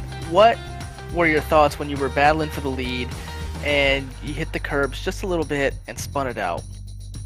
I was so hoping I wouldn't hit the curb and spin out. And it's like, just as soon as I hit the tank slapper, I was like, oh, okay, that's over. Just throw it in first and hope for the best. Oh, man. And then those guys up front were battling like crazy, too, and you were about 3 seconds behind them. And what were your thoughts that whole time, too? Are you like, I hope that something happens up there so I have a shot, or what? I was hoping they'd be able to stay clean, but I was able to catch up. So I was pushing as hard as I could the entire time. Nice. Well, you had a nice 3rd place finish tonight. It's the first time I've got to see you on the podium, so that's really cool. It's my 2nd week. So it was a nice, clean race, hectic race. You know, how do you feel? Like, I know a podium's got to feel good, but you came really, really close to getting that lead, especially when Forrester got loose right before you did in the corkscrew. Yeah. The SRF is usually my best car, so I was the most confident that I feel racing in this series, so I was feeling really good up until that point. Yeah, I've had that happen too. It's not fun, but still a great result. So who would you like to thank tonight? Oh, everybody that puts us on. Y'all do a great job doing the broadcast. Spec Racer Sports for sponsoring us. My family watches the races, so shout out to y'all. And Stevie Ray and everybody that puts the races on. I mean, we wouldn't have all this without folks showing up and racing hard and fair. Alrighty, well, thank you, Megan. Congratulations on the P3 tonight, and hopefully we'll see you next season. Thank you. All right, everybody, there's Megan Overstreet finishing 3rd tonight in Spec Racer Ford. Let's move on to our 2nd place finisher. I'm sure he hoped that things would end up a little differently. It is, well, let's see here. It is Morgan Burkhardt, driver of the number 40 machine. Dude, you had another crazy race. I don't think I've watched one race where it's just been a nice, clean, simple race. Dude, tell me your thoughts when you're battling for the lead and then spin it out in the corkscrew. Well, it was fun up to that point. It was good back and forth, really pretty clean, and then I just kind of misjudged the braking zone going into the corkscrew and locked up the rears. It's a lot different than the real car. The real car, you can kind of use the brakes a lot more, and it doesn't really lock up. You have to really make an effort to lock it up. So it kind of misjudged it a little bit, and then after that it was just put your head down, try and catch them, and came up about a second short on Beans because apparently nobody wanted to win this race. Yeah, it seemed like that. It seemed like everybody was giving it away, right? And I mean, even those last few laps, I mean, take me through your thoughts. You were about 4 seconds back with like 3 laps to go, and then you closed it down. Like, you were gaining like 2 seconds a lap. What were you thinking? I was just hoping that Beans could make a mistake or an error or something, and I could maybe pressure him into a mistake, and I could get around him. But just get as close as you can, as fast as you can, and it got really difficult towards the end because after the spin, the tires got so hot it just felt like greasy watermelons on the rear wheels. It was all over the place, kind of sliding around through corners, but it was a lot of fun. We were kind of speculating what happened to Caleb too, because we saw he pulled off out of the lead. Do you know what happened? Yeah, no, he got a 12X drive-through. Oh, wow. See, we weren't sure. We were like, was it a meatball, maybe overheating, or man, that 12X, that's rough. I mean, you guys made a lot of contact up there, so I guess that makes sense. But tell me, who do you want to thank tonight? I'd for sure like to thank the rest of the team. It was a lot of fun so far tonight. I'd like to thank my parents for making this possible, my grandparents, of course. So yeah, it's a lot goes into the effort, both real and virtual. So I wanted to thank everybody involved. Alrighty, and we're gonna see you in the last race tonight. Yes, you will. Okay, well, hopefully you have a nice, clean race. Hopefully. It's been hectic all night long. So thank you for your time, and we'll see you in the next one. Thank you. All right, everybody, there you go. Morgan Burkhardt, our second place finisher tonight in Spec Racer Ford, and that leaves one man and one man alone. Our winner tonight in Spec Racer Ford, Beans Forster. Dude, congratulations on the victory in the Spec Racer Ford tonight. Walk me through your race, because it looked crazy from up here. Yeah, I was falling off for a little bit there until I started pushing Jameson along to catch up to Caleb and Morgan, and then too much fighting happened, and I was able to kind of stick to the back of them. And from there, it was just a war of attrition. What were your thoughts when you saw all that carnage up in the corkscrew right there? Yes, please. Yeah, nothing wrong with that. I know you and Megan were battling hard too, and then she went around. So, I mean, you're thinking to yourself, all right, I got a good gap. I'm all by myself. But then you have Morgan coming like 2 seconds a lap. Were you kind of just, staying easy on it, or what's up? I was eyeballing a little bit, but I was so close to a drive-through penalty that I couldn't risk pushing it either way. So, luckily, I didn't have to really push it too hard. But, yeah, overall, it was pretty good. Hey, well, sometimes in racing, it's better to be lucky than good, right? I mean, Absolutely. Still fast, but we'll take a victory any way we can get it. Is there anyone that you'd like to thank tonight? Just say again, thank all you guys for not such a ghost show, all the competitors here for quality of driving, Team Watson Racing, Full Send Sims. Alrighty, and we'll see you in the next one, and I appreciate your time. Congratulations on the victory yet again at the Runoffs. All right, see you guys. Thank you. All right, there you go. Beans Forster, congratulations on your win tonight in the Ray Esports Season 8 Runoffs. All right, so, Jack, we've got one more race to go. It's going to be Spec Miata, those Global MX-5 Cup cars. But first, we've got to take a quick little break. And thanks to our partners and sponsors that bring you this action on Apex Racing TV. We'll be back here in just a few moments from WeatherTech Raceway, Laguna Seca. Hold tight.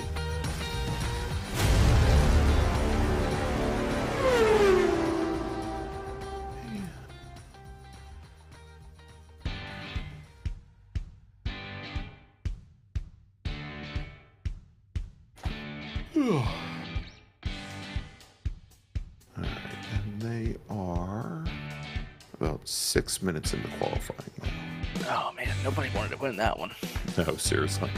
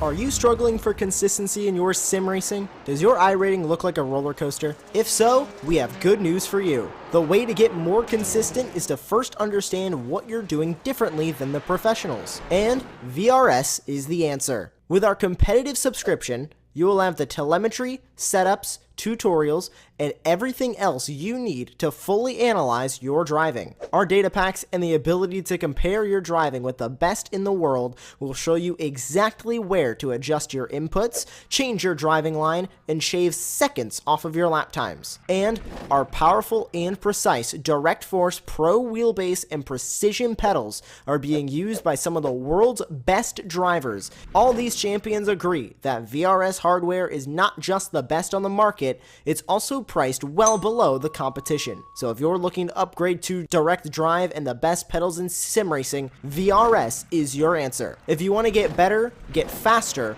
and make it happen sooner rather than later, you owe it to yourself to find out why so many people are switching to VRS. You'll be so glad that you did. Visit www.virtualracingschool.com and learn why the best use VRS.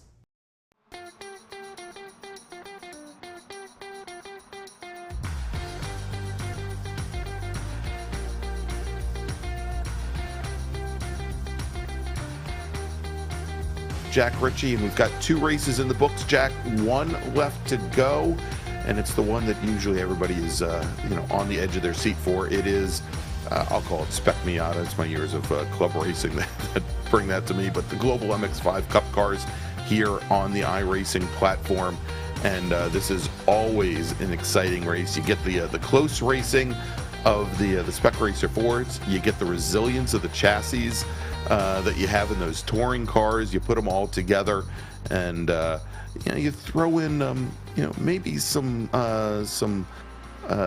problems getting tire temps up to getting tires up to temperature, especially early on in a race, and it makes for some really cool, exciting, very close racing.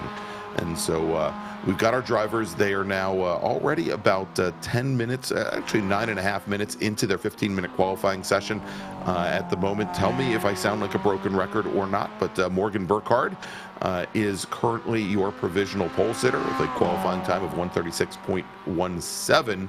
Caleb Patry about half a second off. Well, he was a half second off. Caleb Patry dropping back to third fastest with a 137.24, and that is because Aaron Johnson has now checked into the session, the number 24 machine.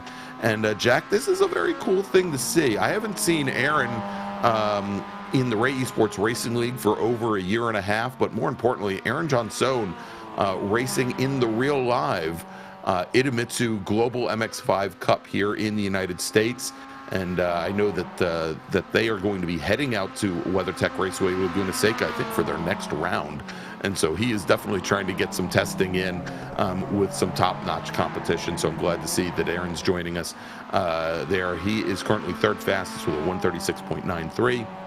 Caleb Patry and Murphy Nichols. Good to see Murphy out here this evening. Another one of those drivers that I saw at Competition Racing School and got his real-life competition license a couple weeks ago. Let's quickly take a look at the final championship standings. We did have 116 drivers, all challenging for the gold medal here for season number 8. And you can see it again. Talk about broken records. 3 out of the 4 classes go to Morgan Burkhardt. Morgan Burkhardt with 5 poles, 4 wins, and 134 points. His teammate Giancarlo Schooler took home the other 2 wins here and had 1 pole as well. He had 115 points at 19 back from Burkhardt. Beans Forster, he was looking to repeat as a champion this year. He was our season 7 champion. He comes home with the bronze this year, 97 points, puts him in third. Nagase Yoshikawa manages to take home 4th position, 4th in the championship, with Deacon Greenfield 5th. And you can see there, really, once you get past like the top 5 drivers or so, it is just so close there as you go through the top 20. Really great fights, great battles in the MX5 Cup in Spec Miata this season, Jack. Yeah, it seemed to be that way. It's a shame that I had to join so late in the season, man. I would have loved to see some of the action that we saw.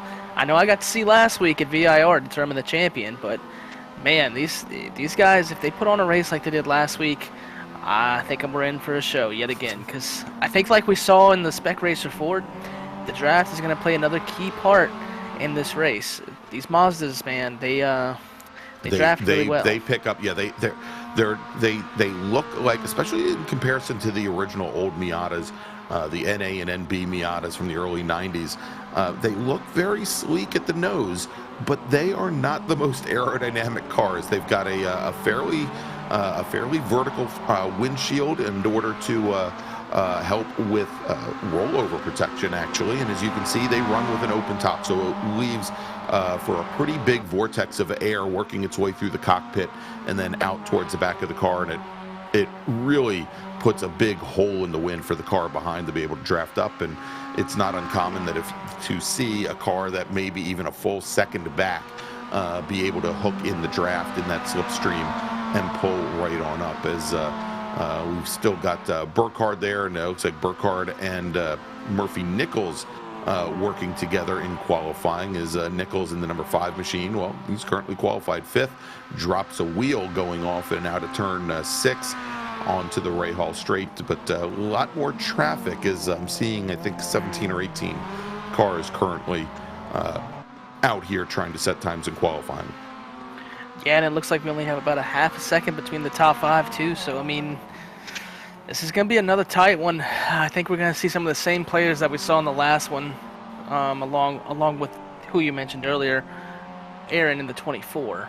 Yeah, we saw there Rich Green in that number 12 Moza racing machine was at almost a dead stop up at the top of the corkscrew. I think a number of drivers on what was probably going to be their second to last flying lap had to abort those laps here, as we now have less than a minute remaining. And you know, Jack, we talked in the last qualifying session how the top 3 rows were all within 1 second of one another, and here the top 4 are all within half a second.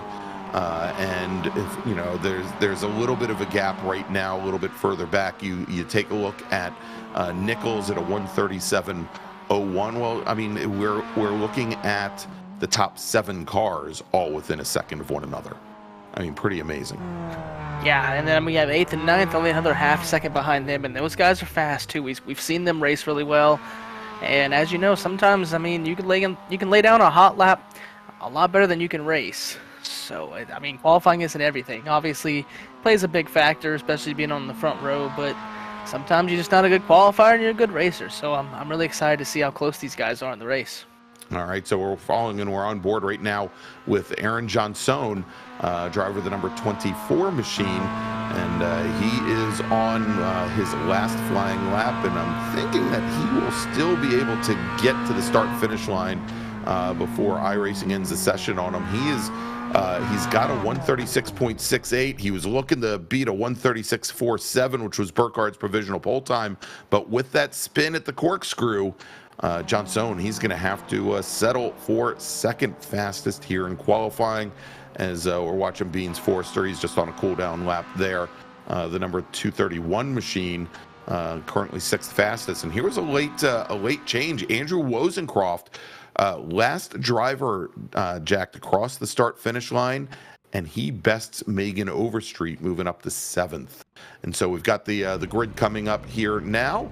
Let's take a look and see who our starters are. On the pole tonight with a qualifying time of 136.34, it's Morgan Burkhardt. Aaron Johnson, he's going to start right beside him in the number 24 machine. Caleb Patry, our GR86 Cup winner tonight, he is going to start 3rd in the 198 machine with Giancarlo Schooler from Delta Sport. He starts 4th.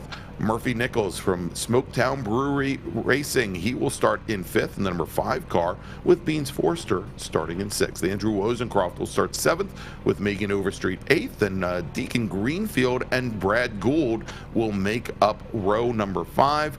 John Wilson and Josh Justice, they'll start 11th and 12th tonight, with Charles Vaccaro and Trenton Kramer making up row number 7, starting 13th and 14th. Starting 15th is going to be Rich Green in that number 12 Moza entry, with Jamison Huffman in the number 89 machine starting right next to him. That is a huge surprise to me. Jack is and if we're looking for a hard charger tonight, it's probably going to be the 89 machine.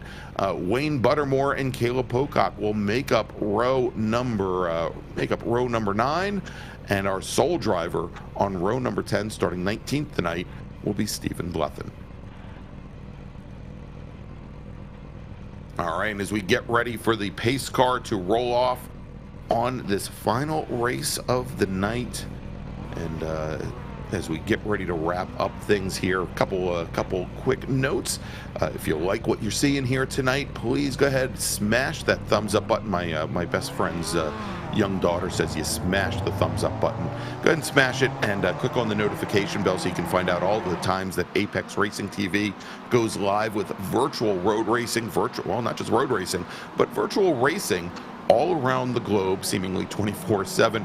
You can also find out about us on social media, on Instagram, on Facebook, and on Twitter. Whoa, as we have Aaron Johnson spin the car on the pace lap, going into the dirt there through Andretti. He's now going to have to rejoin from the back of the pack, but I say you can find us, and Aaron Johnson, he might want to watch this broadcast afterwards. He can find us at Apex Racing TV.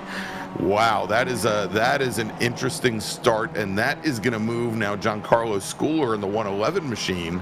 I think up to, well, if this was real life racing, he would now find himself on the front row, but it looks like he's going to sit back there in 4th. Aaron Johnson, well, we'll see what he does if he works his way through the field to try and retake the position.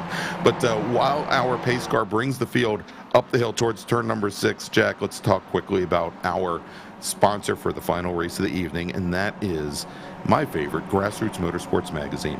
Built for the true sports car enthusiast, Grassroots Motorsports has one mission, and that's to be your personal guide to the sports car world. Whether it's online at grassrootsmotorsports.com, in print or in person, the racers and builders, the car nerds at Grassroots Motorsports, take you behind the scenes and show you how to make your car better.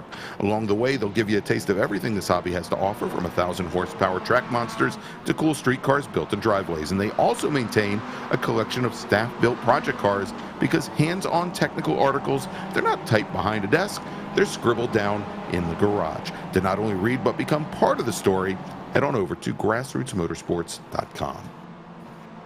And so, Jack, am I seeing what I think I'm seeing? Has Aaron Johnson worked his way back up to the front row after that little off? Yeah, I believe he has, and if that spin during the pace lap is a sign of things to come, then we are in for a wild one, man. Oh, wow. I told you, getting heat in the tires in these MX-5s, that's half the battle right there, as we've got the green flag in the air, and we are racing from WeatherTech Raceway as Giancarlo Schooler in that black 111 machine. He goes to give Johnson the push, coming down the hill towards the Andretti hairpin. Burkhardt to the inside. Johnson looked like he was going to try to slide in behind Burkhardt, but Caleb Patry had other ideas, and Johnson, perhaps rightly so, decided not to move down to the apex. He's now going to sit 3rd, as we've got Schooler and Nichols side by side battling it out for 4th. Then with Beans Forster in 6th, Andrew Wozencroft, Deacon Greenfield, as Schooler now finally working his way around the number 5 machine, and Beans Forster getting around the white number 5 as well. Yeah, we saw Murphy Nichols had a wild save right there. He got in the sand, but he was able to save it and keep going. I think what you mentioned about Johnson earlier is he hasn't been in here in over a year. That's going to be tough, because maybe he hasn't raced with some of these guys before. We have second running off, and let's see if he can save it, and he does. He Caleb loses. Patry. He lost some spots, but he was able to save it. These guys, the heat are not in the tires, and you can see they are sliding around everywhere, but so far so good as far as everyone keep running. So But you continue to my point, John Sohn hasn't raced with these guys for a while, so I don't know if maybe they don't trust him as much or vice versa. I don't know. It'll be interesting to see. That's right. And so a little further back in the pack, we're watching now Rich Green battled out with Stephen Blethen and Pocock coming down the inside. They're right behind the 444 machine of Trenton Kramer. Trenton, I'm sure, will go. Oh, and that's Megan Overstreet, who finished on the podium in our last race. She loops the car coming out of the final corner, out of turn number 11. That's going to set her back all the way to the rear of the field. And should mention, Jamison Huffman, I don't think ever took the green flag here this evening. I don't show him as having turned a wheel. But Morgan Burkhardt is your leader now. He's got about a car length on Aaron Johnson. Giancarlo Schooler running in third with Beans Forster about 6 car lengths back, and Forster now has that red number 198 machine of Patry to contend with. We'll see, though, here, Jack, as they come up the hill towards turn 6, if Caleb Patry approaches the entrance to 6 maybe a little bit differently so that he doesn't spend the entire run up to the corkscrew running through the dirt. Yeah, it looked like he took a little bit of a safer approach, but the guy in front of him did not, and he's running off the track. Forrester is. He just our previous winner, and he's able to save it and continue on. But, man, these Mazdas, they're pretty forgiving right now, which is weird because of the cold tires. But I think as we see the tires warming up throughout the race, it's going to be better for these guys. But I don't think they realize how cold the tires are, and they're kind of attacking the track a little bit more than they probably should to start the race. There goes Caleb Pocock finding out how cold the rear tires are going into the corkscrew. We saw the rear end step around on him under braking into the corkscrew before he even got back on the throttle and turned the car in. He's going to give up a position to the 150 machine of Stephen Blethen, and then Pocock's got Green just ahead of, or right behind him. Yeah, and shout out to Blethen. He's already up 7 positions, started 19th, and he's up to 12th, so he's looking to get a good finish tonight, and so far so good. He's just able to make up these positions, and we'll see if he can maybe work his way up towards the top 5 or so. Wow, and getting loose going down into the Andretti hairpin there. We were just watching as Blethen had the rear end just wandering around everywhere on him there, as these drivers are still trying to come to grips with the lack of grip here at WeatherTech Raceway, as Morgan Burkhardt has started to open up the smallest of gaps. Both he and Jenson ran almost identical lap times that last time by, ran a 36.85, almost 0.15 of a second faster than Giancarlo Schooler sitting in third, and you can see Schooler they're about 4 car lengths back from Aaron Johnson, as we're sitting on the back right now of Morgan Burkhardt's number 40 machine. Yeah, and the toughest thing for Burkhardt is he's trying to maintain that gap and trying to pull away as much as he can while getting heat in the tires. So if anyone has the toughest race right now, it's got to be him. Even though he's leading, like, sending it off in the corner, unsure of how the car is going to react, it has to feel kind of nerve-wracking. But especially when someone's on your tail as much as Johnson is, I mean, it's got to be tough, right? Yeah, certainly. I mean, there's a lot there to manage. Obviously, you have to see what the driver behind, and wow, Johnson goes really deep down into Andretti. Should also notice that Patry has gotten around Beans Forster, so moved Patry up to 4th. But Johnson got on the brakes, I'd say probably a good 50 feet later than Morgan Burkhardt that time by, and was able to make up, I'd say probably a car length to a car length and a half going down into Andretti. The downside of that and carrying more speed to the apex, though, Jack, is that Burkhardt was able to carry more speed past the apex and open things up. But we can see here exactly what the effects of the draft are, as they had essentially coming out of Andretti. You have the double right-hand turns before you get to the double left-handers right here. It's almost like one long straightaway. And Jenson was able to draft right up back to the back of Burkhardt. Yeah, and something else you can hear is those tires just squealing. Oh my goodness, they're squealing so much. He's trying to get the grip out of them, and they just want to slide. That's just how that Mazda drives, man. It wants to slide and slide and slide, but to be fast, you kind of have to slide it while maintaining control, which sounds really difficult, because it is. All right, and just saw, it looked like we had a car possibly go off, yeah, going through the rainy curve, and that was Rich Green, the number 12 machine.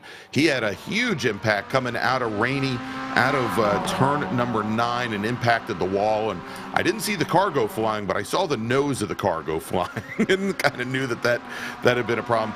He now is in the pits. John Wilson in the pits, as well as John Sohn and Burkhardt now side by side, as then a little bit of a touch as they come through the Andretti hairpin through turn 2 and then into turn 3. Burkhardt's got position for these dual right-handers as they come through 3. Burkhardt popping over the curb. That's going to slow him down a little bit on exit. And Aaron John Sohn, for the first time tonight, he's your race leader.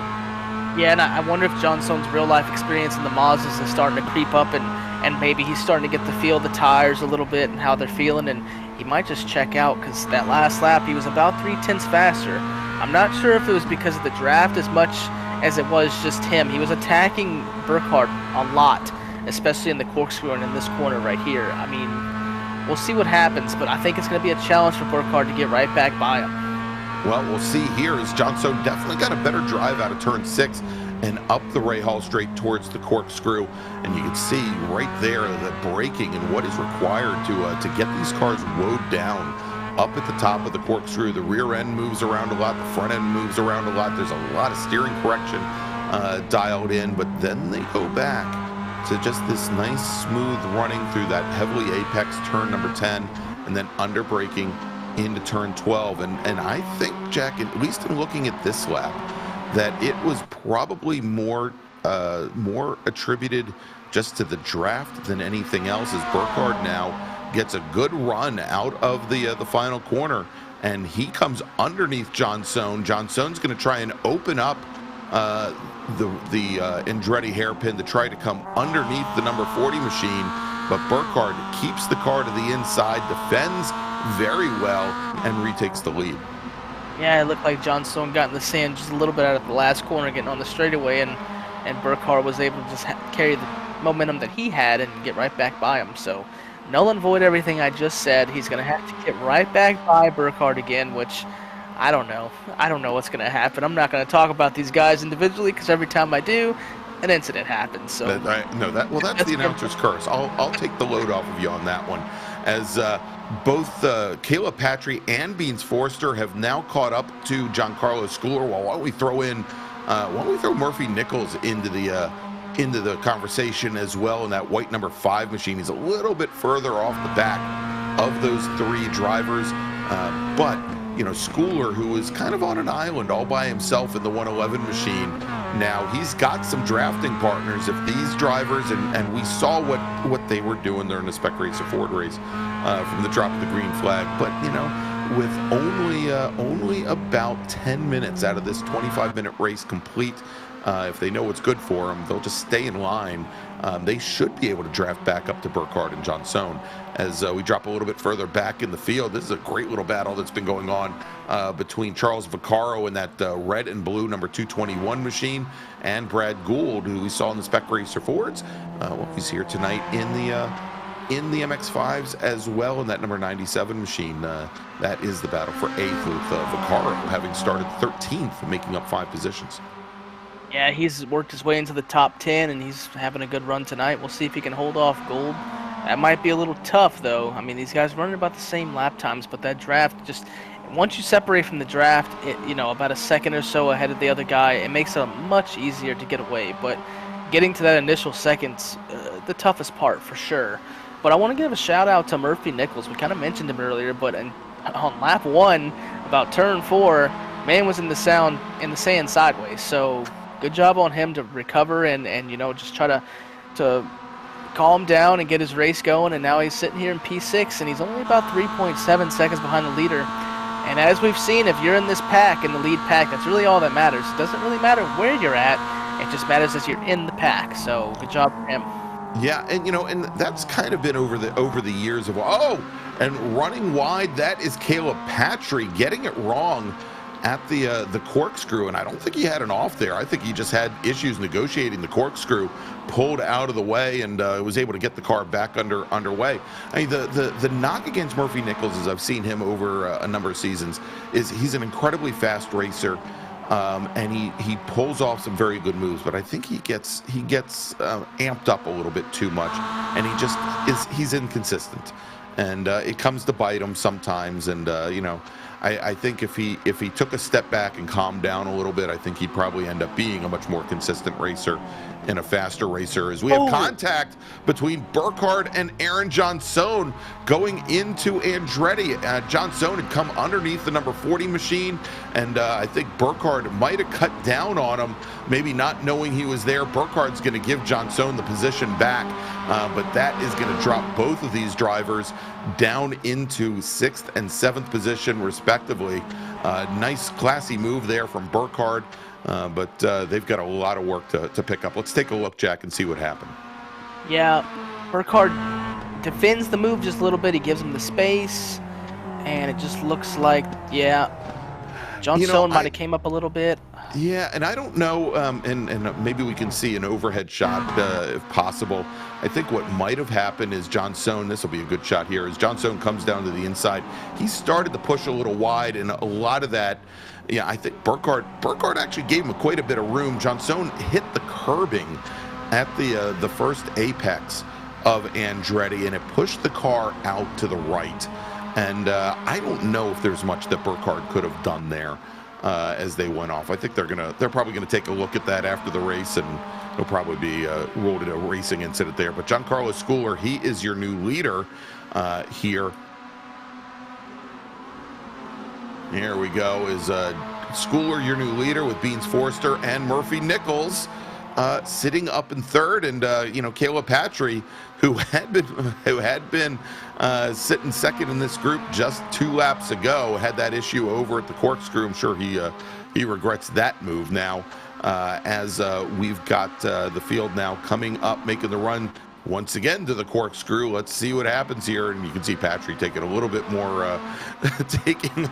more measured approach at the top of the hill there.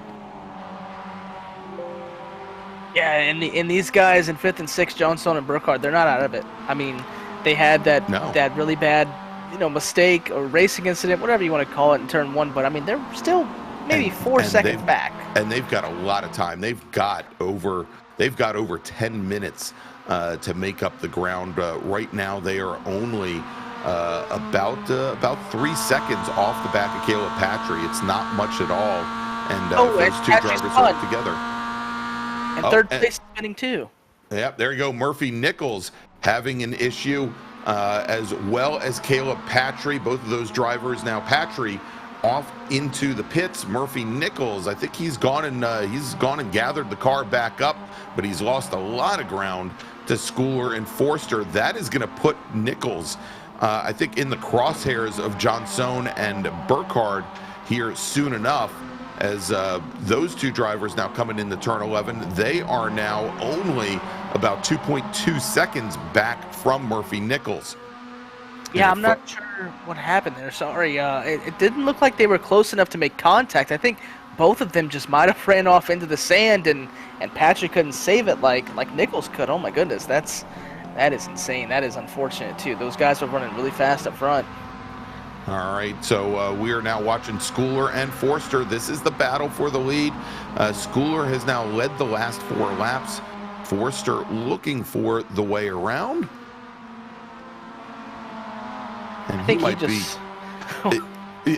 just as we were saying, hey, if Patry and Johnson know it's, it'd be a good idea with 10 minutes remaining for them to just stay in line. These two sitting up at the front, if there was ever a good time for them to just work the draft instead of making the race come back to them, this would be the time.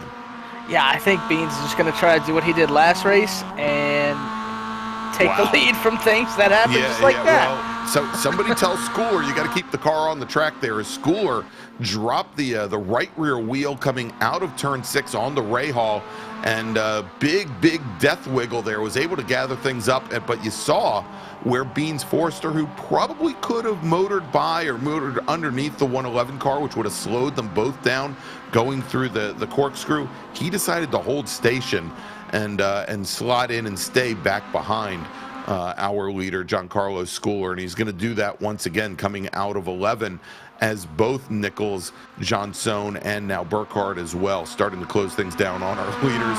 And Forster's doing the bump draft. He's trying to push the 111 car up, and he is taking the right approach at this point. Yeah, I think he kind of sees, he learned a lot in that last race for sure, winning and avoiding the attrition. And I think he kind of did that too in the hairpin, the last lap, or the corkscrew, because, I think he knows how to win this race. He has to bide his time. There's still 9 minutes or so left, and he knows he has fast people behind him, so it's like, why get side by side and let these guys catch you really fast when maybe you can work with him at least until maybe a lap or two to go, and maybe these guys won't be right on your rear end, because they probably will be.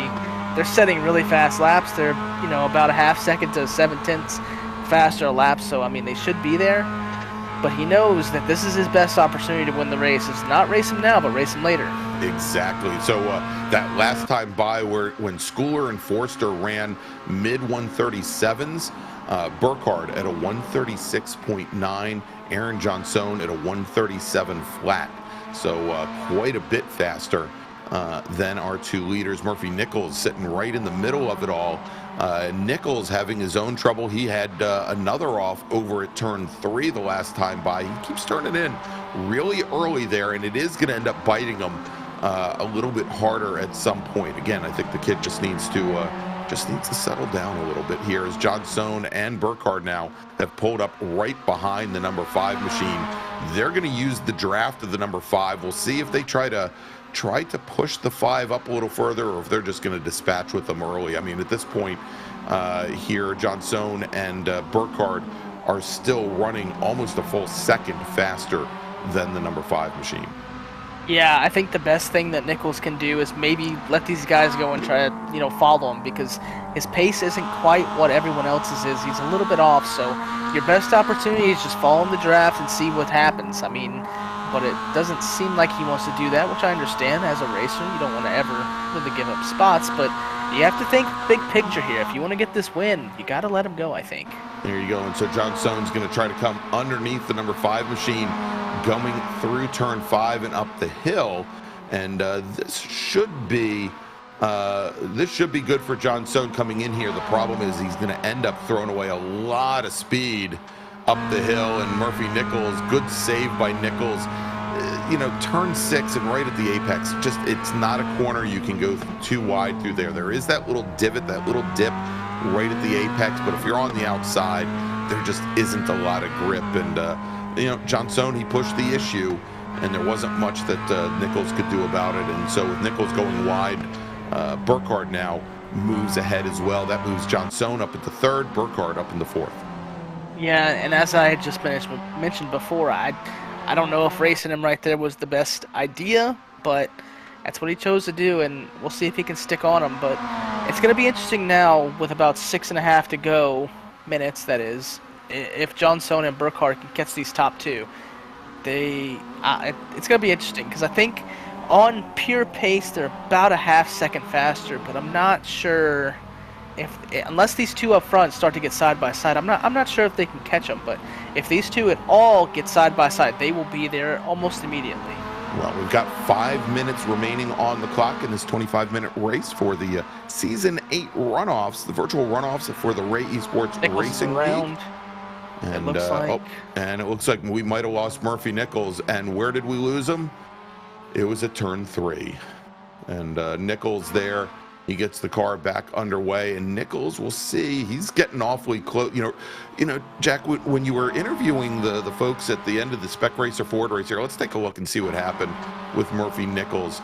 Well, this is from the previous lap here. This is the overtake where Aaron Johnson got around Nichols and I don't think there was any contact, but Johnson just didn't really give him a lot of room. It was good on Murphy Nichols to not have any contact there, but there wasn't anywhere for him to put the car. Let's take a look here, as unfortunately we don't have the what happened to him, but I think Murphy Nichols again had issues at turn number 3. But I was going to say, Jack, that when you were interviewing the folks after the Spec Racer Ford race, almost all of them said, "Oh yeah, I was running up against the total incident limit, and I was worried I was going to get black flagged." And I think some of our drivers are in the same position now.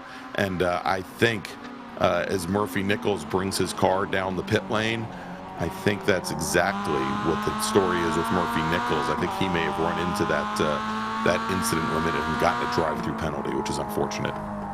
Yeah, it takes a top 5 run away, and he was having a good run, but it just seemed like he kept going off track, or just not really having the clean laps that he needed to be able to finish up front. But as we're talking about 3rd and 4th, these guys are not really catching the top 2 as fast as I thought they would. But as I mentioned, if these 2 at all get side by side in the corkscrew or anywhere on the track, they will be there.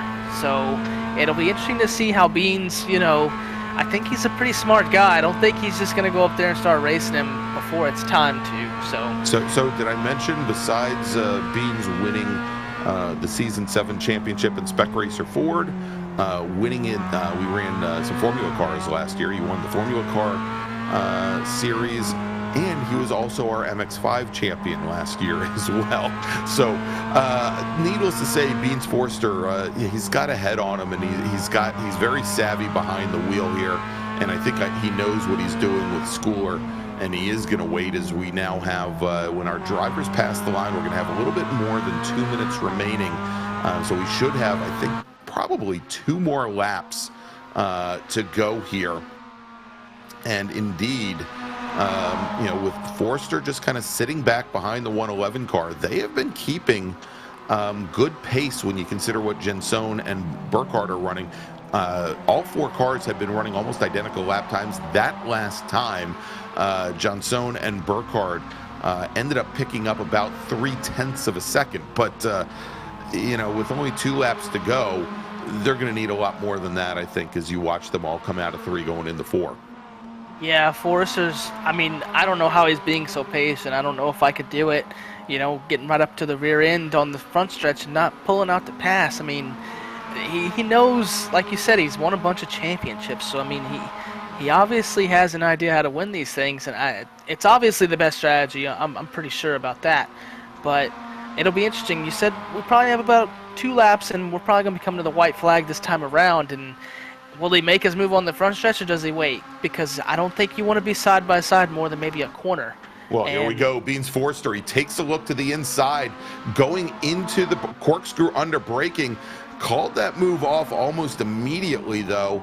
But I think he's letting Giancarlo Schooler know that Schooler's not just going to lead Forster to the line and to the checkered flag today.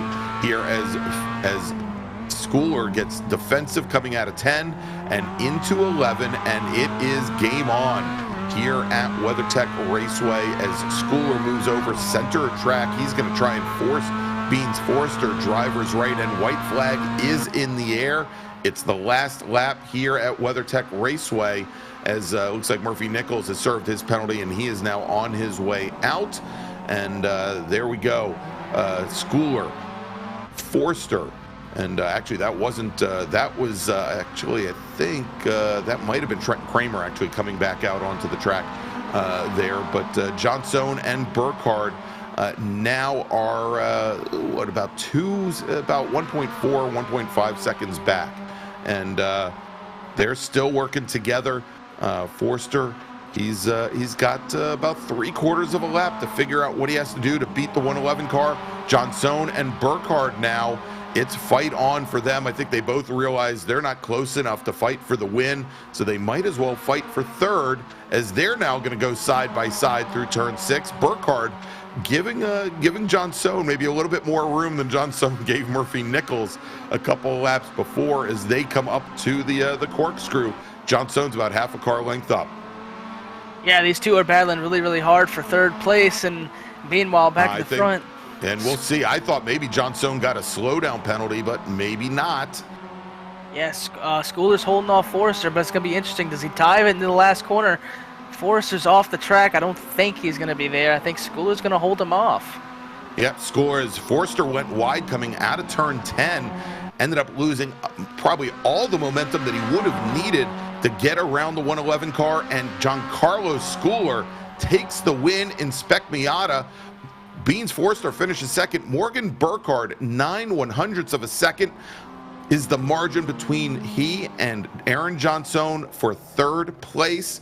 Andrew Wozencroft, he's going to work his way up into fifth position. Great run for Andrew. We didn't get him on camera for much of this race, but a great race for him. Josh Justice will come home in sixth.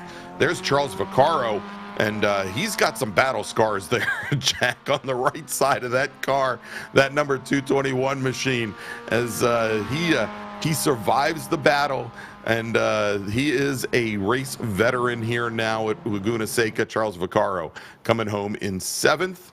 And there you go, Giancarlo Schooler starting his donuts early. We're trying to do his donuts early there. He's actually going to go back to the pits. So Vaccaro finished seventh. Caleb Pocock finished in eighth, made up 10 positions, did the 88 car.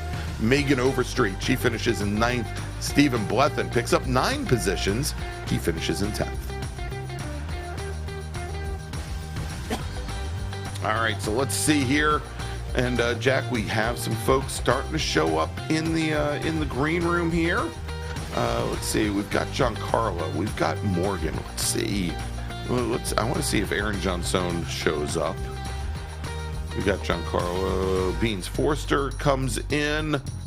All right, tell you what, guys, something tells me that that Aaron probably isn't going to know where to come. Let's bring in Morgan Burkhardt. Started on pole tonight, finishes third in Spec Miata. Morgan, another podium tonight, and you had some good battles with Johnson. Walk me through what happened in turn 1 there, from your perspective. Yeah, it was pretty fun throughout. We were kind of just checking out from the pack behind and racing a little bit, and more racing than bump drafting. But went side by side into turn 1. I kind of tried to. I knew he was going to do it from the body language of the car coming down the front straight, so I tried to cut it off, but he snuck through on the inside coming into turn 1, so I tried to open up the corner, and since he had such a shallow line, he went a little. He had to kind of pinch off the first apex to turn 2, and I didn't really anticipate it enough, and we made side by side contact, and unfortunately he got hooked across my nose. But I figured I should probably wait up for him so that it was a little bit more fair, and we were able to have a good fight towards the end of the race. So all in all, pretty good outing. Yeah, it looked like to us that it was just like one of them racing incidents. I mean, I think one of you hit the bumps a little bit going into turn 1 as well. It might have been him, but either way, I mean, you guys raced really well together, and you almost had another shot at the win. I mean, a bunch of chaos happened up front. Did you see what happened to your teammate Caleb? I mean, all of a sudden, we saw him in the sand and then in the wall. I'm pretty sure he got eaten alive by the kink and just claimed another victim. So just dropping a tire, either hitting the sausage. I don't remember what it was, but it was either sausage or dropping a tire on the exit, and the car just swaps ends so fast. Yeah, walk me through like the first few laps with the cold tires, because it seemed like everyone was struggling to keep the car on the track. Yeah, the cars they're super skatey. At least mine was. And I was kind of watching the cars in the mirrors. It was difficult for sure in the first few laps, trying to keep the rear end under the car. But it got a lot better as the stint went on. It was kind of a hot track. I think it was a little over 100 degrees, but definitely difficult in the first part of the stint, and it was made the ending part a lot harder because you're kind of having to manhandle the car in the beginning, so you're burning up tires a little faster. So the ending, you really had to consciously think about saving some through the middle stint. Right, and that's what it looked like to us. I mean, I said on the broadcast that you probably had the toughest job out there when you were leading, because you got someone like right on your rear end, and you're trying not to slip and slide all over the place. But So another podium for you tonight. Not necessarily the cleanest race. You kind of had a little bit of a rough night, but hey, a podium regardless. So, is there anybody that you'd like to thank? Yeah, definitely. I got to thank my parents, of course. You and Greg for putting on a broadcast for us. Stevie for setting up the league. My grandparents, of course. And big shout out to Jeeben. Alrighty. Well, we will see you next season, hopefully. And we enjoyed seeing you race tonight. Thank you. All right, there you go. Morgan Burkhardt finishing third tonight in Spec Miata. Let's move over now. And I think this is probably, the third time we've interviewed him tonight in three sessions. Let's talk to Beans Forrester, driver of the number 231 Mazda Miata, finishing second tonight. Beans, you almost went back-to-back, man. I really thought that you had it. Those last few laps, it seemed like you were just kind of following and waiting and trying not to be side-by-side, so third and fourth could catch up to you guys. So walk me through those last few laps, what you were thinking. Yeah, we saw Aaron and Morgan have that incident early on, and we knew they were going to be gunning up to the front. So instead of fighting JC, I decided to wait till the last lap to do it. And then second to last corner is usually when I was faster than him, but I turned in a little bit early and I ruined my chance at a dive down in the last turn. Yeah, it seemed like that's what you were doing for sure. And honestly, the lap or two before that, Schooler looked like he was starting to slip off the corner. So I don't know. If you could redo it, do you think you would maybe make the move with a lap or so earlier? No, I definitely would have saved it for the last lap. Aaron finished very close behind us, closer than he was way earlier on in the race. So I definitely would have saved it for the last lap. I had my chance and I messed it up. Well, you still got P2, and you won the previous race in the spec race, so I'd call it a good night. Who would you like to thank? Same. Thank you guys. Thank everyone here. Wilson Sims and Team Watson Racing. Alrighty, well, we will see you next week, and we loved watching you race tonight, man. It was a pleasure to watch you race so smart and clean. Awesome. Thanks, guys. All right, there you go. Beans Forrester, great run for him. As again, he was our season 7 champion in all 3 classes, and already took 1 win here tonight in the runoffs. Congratulations to him. And finally, let's now move over to the driver of the number 111 machine, also driving for Delta Sport Racing in his Mazda MX-5, Giancarlo Schooler. Giancarlo, you are our final winner of the night in the runoffs in the Mazda MX-5. Walk me through that race because it looked crazy from up here. We had Giancarlo in a couple of weeks ago, and he had microphone issues as well. So this is the point where we talk about him, or maybe you interview me, and I'll pretend that I'm Giancarlo. How's that? Well, Jack, it was a great race. I really didn't expect to have Aaron and Morgan get together in front of us, but I knew that all I had to do was keep Beans Forrester behind me, and on the very last lap, I got a little defensive and held off for the win. Thanks so much. Well, I think you just said it all for him. That's right. I'd like to thank the great folks from Delta Sport. I'd like to thank Greg Ginsberg, my mentor, Carlos Schooler, my father, who is a great racer in his own right, Morgan Burkhardt, Jameson Huffman, Beans Forrester, Caleb Patry, and thanks so much for watching us win tonight. You're See, welcome. I'm not the interviewer. I'm better as the interviewee. All right, well, we'll give Giancarlo a couple more seconds here to see if he can get his microphone issues resolved. And I just saw him go and mute on and mute off. Giancarlo gonna move on in 3, 2, and he's gone. Made our job easy. All right, so thanks so much to Giancarlo Schooler. And actually, I want to, as we wrap up here, Jack, after a great night of racing from WeatherTech Raceway, Laguna Seca, want to congratulate our winners across all 3 races. Of course, taking the win in T3, Touring 3. The GR86 Cup cars was Caleb Patry. Jameson Huffman taking the win in Touring 4, the Jetta TDI Cup cars. Beans Forrester in Spec Racer Ford. And Giancarlo Schooler, who I thought it was a good stand-in for him, taking the win in Spec Miata in the Global MX-5 Cup cars. It was a wonderful evening, and The Ray Esports Racing League, we're going to be taking a couple weeks off. Going to be coming back probably right around the beginning of May with season number 9. If you want to find out more about racing with the Ray Esports Racing League, you can go to rayesportsracing.com, and we'll be happy to give you all that information. Or if you want to reach, you can reach out to me directly at greg@ginsburg.org, which means I'm going to get a whole bunch of spam now, and I will direct you over towards the league so you can come race with us next season. And as we do wrap up here, Jack, first off, obviously want to welcome you aboard. It's been great to have you for the last couple of weeks, and I look forward to that season 9. I think we make a real good team, but I also want to wish all the best to Jonathan Grabowski, broadcaster for Apex Racing TV, and both John and his lovely wife, Vanessa.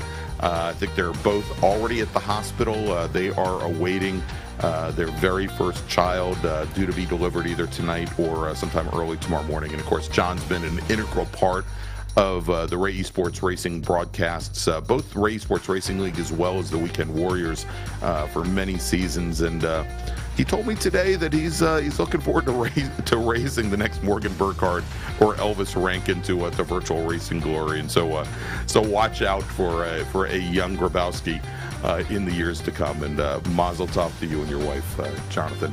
So for Jack Ritchie, for Lee Thompson, doing an amazing job behind the scenes here tonight, I'm Greg Ginsburg. We'll see you in just a couple weeks for season number 9 of the Ray Esports Racing League here on Apex Racing TV. Have a great evening, great Easter, and a great month of April, everybody.